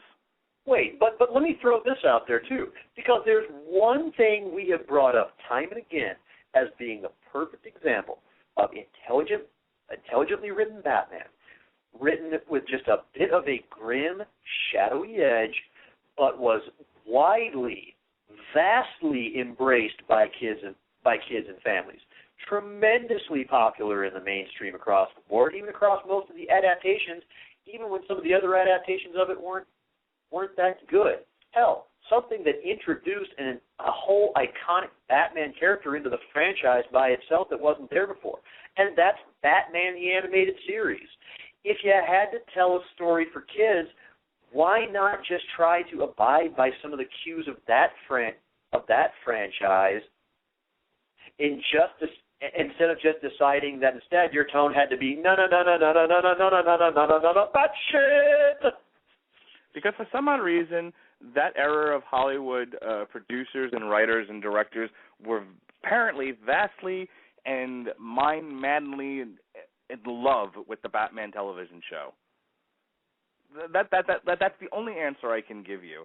And I feel like I'm now in the role of having to defend things I don't believe in when my father is yelling at me from the opposite argument. But that's the only thing I can tell you is that it's so embedded in the culture that the people who came up with these movies couldn't get out of that way. Well, yeah, but look at what Samer already pointed out when we first started doing this two-part series. He said that one of his big entry points to this series was Batman Mask of the Phantasm, which was an offshoot from the animated series, which in theaters was pretty damn wildly successful. So but my challenge to both of you would be if you polled people who are, say, 40 through the age of, let's say, 10, and said, which did you hear of first, Batman, the live-action television show with Adam West, or Batman the animated series? Guaranteeing you more people probably have heard of the 60s television show. I mean, I watched Batman the animated series too. That doesn't mean it was vastly adopted by the masses. Not the way that the Adam West show in primetime television was when it was on. I wonder if it occurred to these producers though. The thing was that even then, the Batman the campy 60s TV show was looked on as a joke, bud. I don't know if that even occurred to them. Sam, you want to get a word in here because me and Sean could be at this until one of us has to go to work tomorrow. Oh, I have nothing further to say about these two movies, though I would encourage everybody. I mean, this is kind of, I don't even think it's off topic. It's off topic when it comes to these two movies. We were talking Batman here. I would encourage everybody, whether you're a video gaming fan or not, they've been out for a while now. Go rent Batman Arkham Asylum and then Batman Arkham City, and you can thank me next week or the one after. It doesn't matter. I've actually contemplated blocking a weekend out, sending my wife and kids somewhere, and dusting off the old Xbox and playing Arkham City. If there's one thing that has come out of this podcast is you guys have now convinced me I should sit down and play this game. You absolutely should. If you love Batman, you should. You know what? I said it before. I'll say it again. These are the greatest Batman movies that will arguably never be made. And even these are adaptations because Arkham Asylum is very loosely, based on I think it's Jeff Loeb graphic novel of the same name, and Arkham City definitely has a lot of the tones of the No Man's Land series in terms of the gang war going on. There is, by all means, play these. I'm not so sure about Arkham Origins at this point. But yeah, play them, and then by the time you finish both of them, I dare you to tell me that you're not clamoring for them to make the direct sequel. Okay. I think that brings us to the conclusion of this podcast in saying that I think the stories of these four Batman movies, to one degree or another, these are great examples of missed opportunities. It's also an example of a studio at a disconnect with the fans of the property, and an exercise in a studio trying to do something with a property and not taking in input from the people who made that property popular in the first place.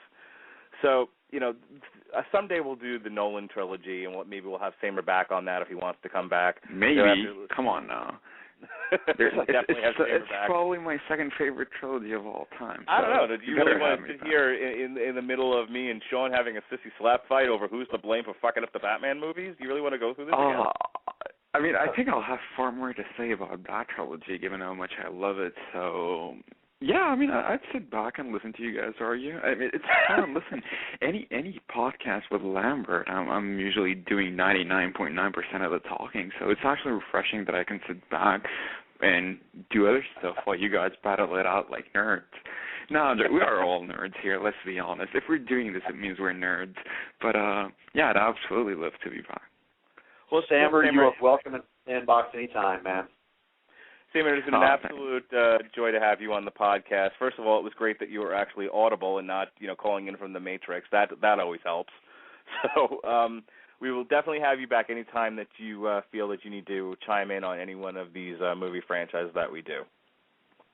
Oh, thank you. By the way, wait, about the Matrix comment, are you referring to somebody else, or usually do I sound bad when I call? All right. No. My father thought you were half asleep, but I had to explain to him that's just kind of how you sound. He was like, I asked him, because this is one of the few podcasts that he's listened to that I do, and he was like, hey, your Batman podcast was really, really good. I was actually really entertained by that, but who's the guy that sounded like he was asleep? And I'm like, oh, that's Samer. He just sounds like that. Especially on the phone, actually. It's on Skype, it's different, but whenever I'm calling on the phone, that's how I sound. So, yeah, shout out to your father. Apparently he didn't used to listen to the MMA show because I was pretty much there in every single episode in the beginning, so, yeah, he wasn't that supportive. He's not interested in hearing my thoughts on MMA at all. In fact, he's not into combat sports. He's not into sports, period. Got a very understandable. Samer is our Lebanese-Canadian Brad Jones. I mean, I'll take that as a compliment. It is a compliment, I'm sure. All right. Samer, go ahead and do your plugs. Oh, well, I've been all over the place, actually, for the past 2 weeks. If you're still feeling the WrestleMania fever, go back and listen to the post-event show with me, Larry Zonka, and Jeremy Lambert. Jeremy and I will actually be back tomorrow with Occupy the Throne, discussing this weekend's UFC on Fox, and we'll be back tomorrow, or Thursday as well, with a podcast previewing UFC on Fox, but in far more detail, breaking down fights and whatnot, and also reviewing the Ultimate Fighter finale. We were supposed to do that yesterday, but we couldn't, so we're recording all of that tomorrow, and it'll be up by Thursday. Hopefully you guys will check it out, and I think that's it for me this week. It's been a pleasure being here, guys. Well, thank you, Samer. If you listen to the 401 Ground and Pound radio show, 9 o'clock on Sunday nights, you heard myself, Robert Winfrey, Pat, and even a little bit of Jeff Harris completely ripping Frank Mir to shreds. So if you're a big Frank Mir fan, hopefully Samer Kadi will say something nice about him in his podcast. Don't count on that. Oh man, I like me. Oh no, I actually in my introduction I was like, well, be prepared for the next 20 minutes to hear us completely shit on Frank Mir, and we did. Not a single nice thing was said about the man. I actually have a single nice thing to say about him. I won't spoil it now. It has nothing to do with his fighting abilities, though. So good to his mother. No, it's actually two things, but one of them I'll just very, very briefly mention. I think he's one of the game's best subtle trash talkers without being over the top. That's actually one thing I enjoy about him. Of course, it doesn't help that he goes on to get his ass kicked after he talks trash, but, who's keeping count, right? Yeah, he's one of those guys who is always like, he sounds like he's giving you a compliment, but really he's insulting you, so it's very backhanded. Right, yeah, that's what I actually enjoy about the way he trash talks. Of course, being turned into a hamburger afterwards doesn't help, but... All right, Sean, do your thing there, Bubba. You know what? Actually, I don't really have a whole lot to plug other than just watch for the 3 R's every Sunday. But if I may get a little bit personal for a second, kind of break character a little bit and just be Sean and not just be Sean, the angry guy screaming about Batman here. I got a lot of friends, a lot of people close to me who listen to the show on a regular basis.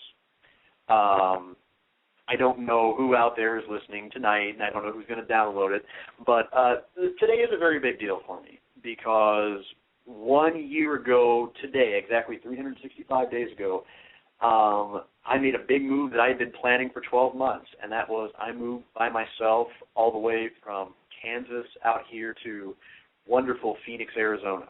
And it's been at times a challenging year, but one wherein it would have been a lot more challenging had it not been for a lot of people that I was already close with and grown closer to in some cases, and others that I grew closer to through this experience. Mark, since I moved out here, you've become not just a co-host but a very good friend of mine. In terms of getting on board with me to really start this podcast after I kind of got started doing Bad Movie Review Club with Lambert. By the way, Jeremy, love you, man. Thank you again, as always, for getting me into this. Samer, you too as well.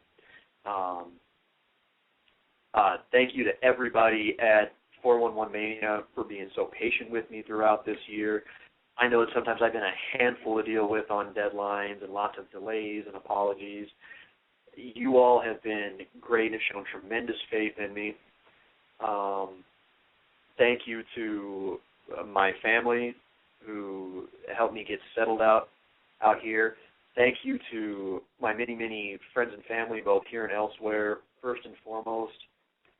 Again, another person that I'm not sure she ever listens to this, but Scarlett, if it weren't for you, there wouldn't be this for me, and that will be true for the rest of my life. Greg DeMarco and Nathan, Christina, the whole crew at the Southern and Longmore Starbucks that puts up with me every single day. Jason Offit, Jackie Weinstein, Alexis Hanna, Jeremy Hulsoff, Ann Alberti, Tara Johnson, all of my friends. Thank you for this. This year has been an adventure, and this podcast has been a big part of that. And I look forward to coming to you every other Tuesday, and I swear, it's like flicking a Bic inside my head every time I hear the Foo Fighters.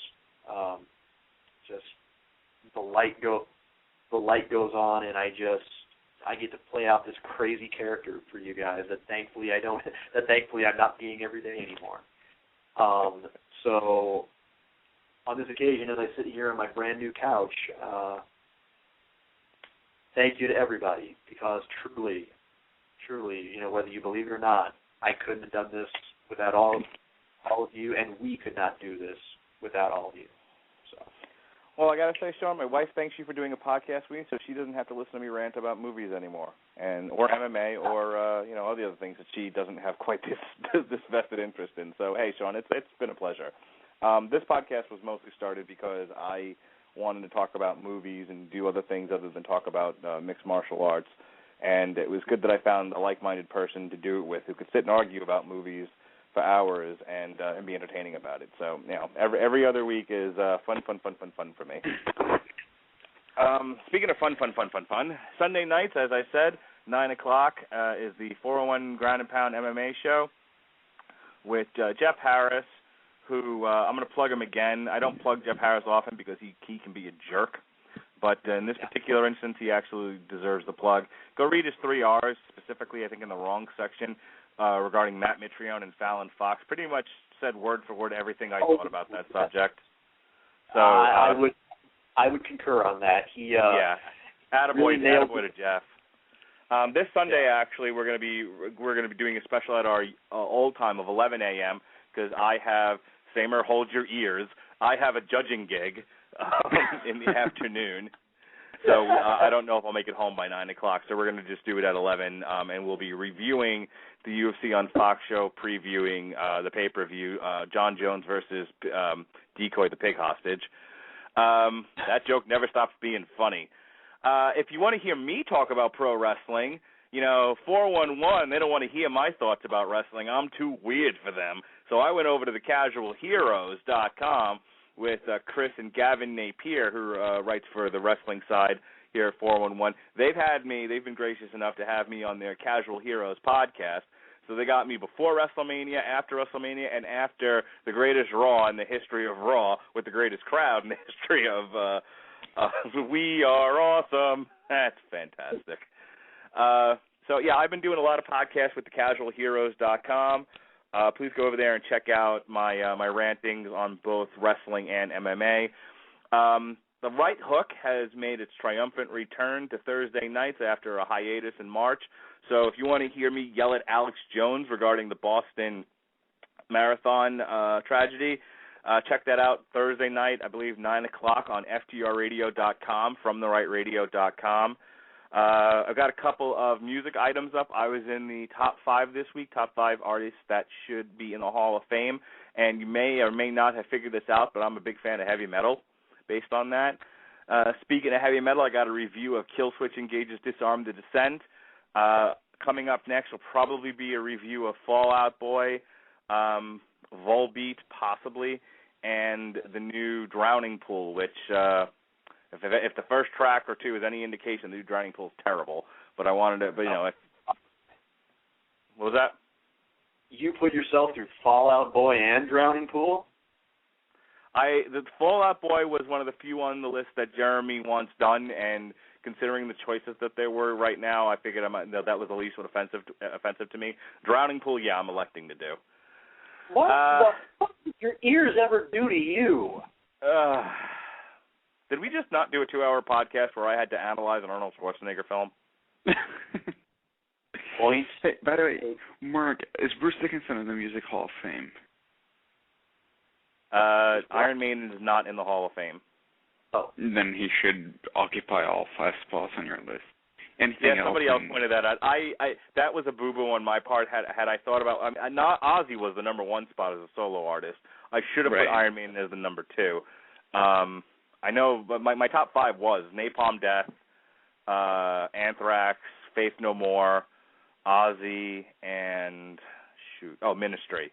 And I gave you went thrash metal in the beginning. I guess that will earn you some bonus points in my book, but still, the Iron Maiden blunder is huge. I feel so bad, and Jeremy Thomas, if you're listening to this, I apologize so bad, dude.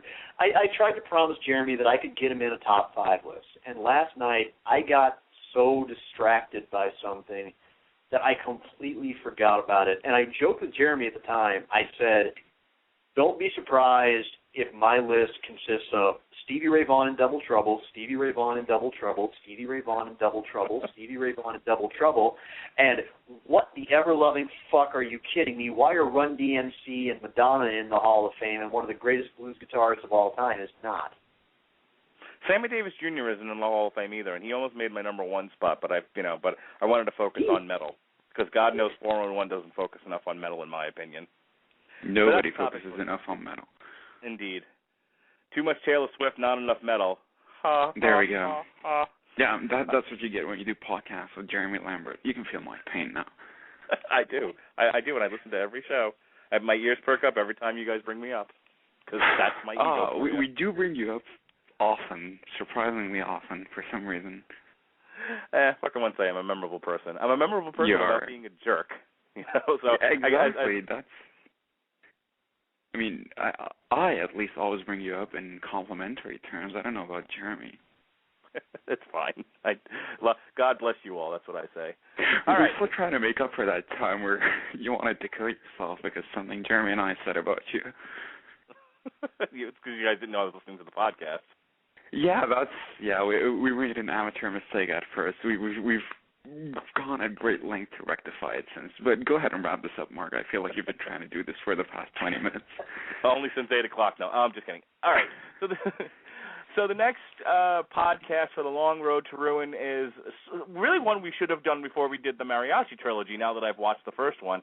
I finally got around to watching Fistful of Dollars, which was awesome, by the way. Tomorrow, Netflix will be delivering for a few dollars more, and I'm going to try to squeeze in The Good, the Bad, and the Ugly between now and a week. Yeah, we're doing the Dollars trilogy next, and I got to squeeze in 2 movies between now and 2 weeks from today. A week from today, Robert Cooper and I will be back to do our music review, and we will be doing the new Fintroll album, because God knows 411 is deprived and missing trollish folk metal. Humpa, that's what the kids call it. So we're going to be reviewing the new Fintroll album, and then a week after that, Sean Comer and I will be back with the Dollars trilogy, Clint Eastwood and the Spaghetti Western trilogy. It's fantastic.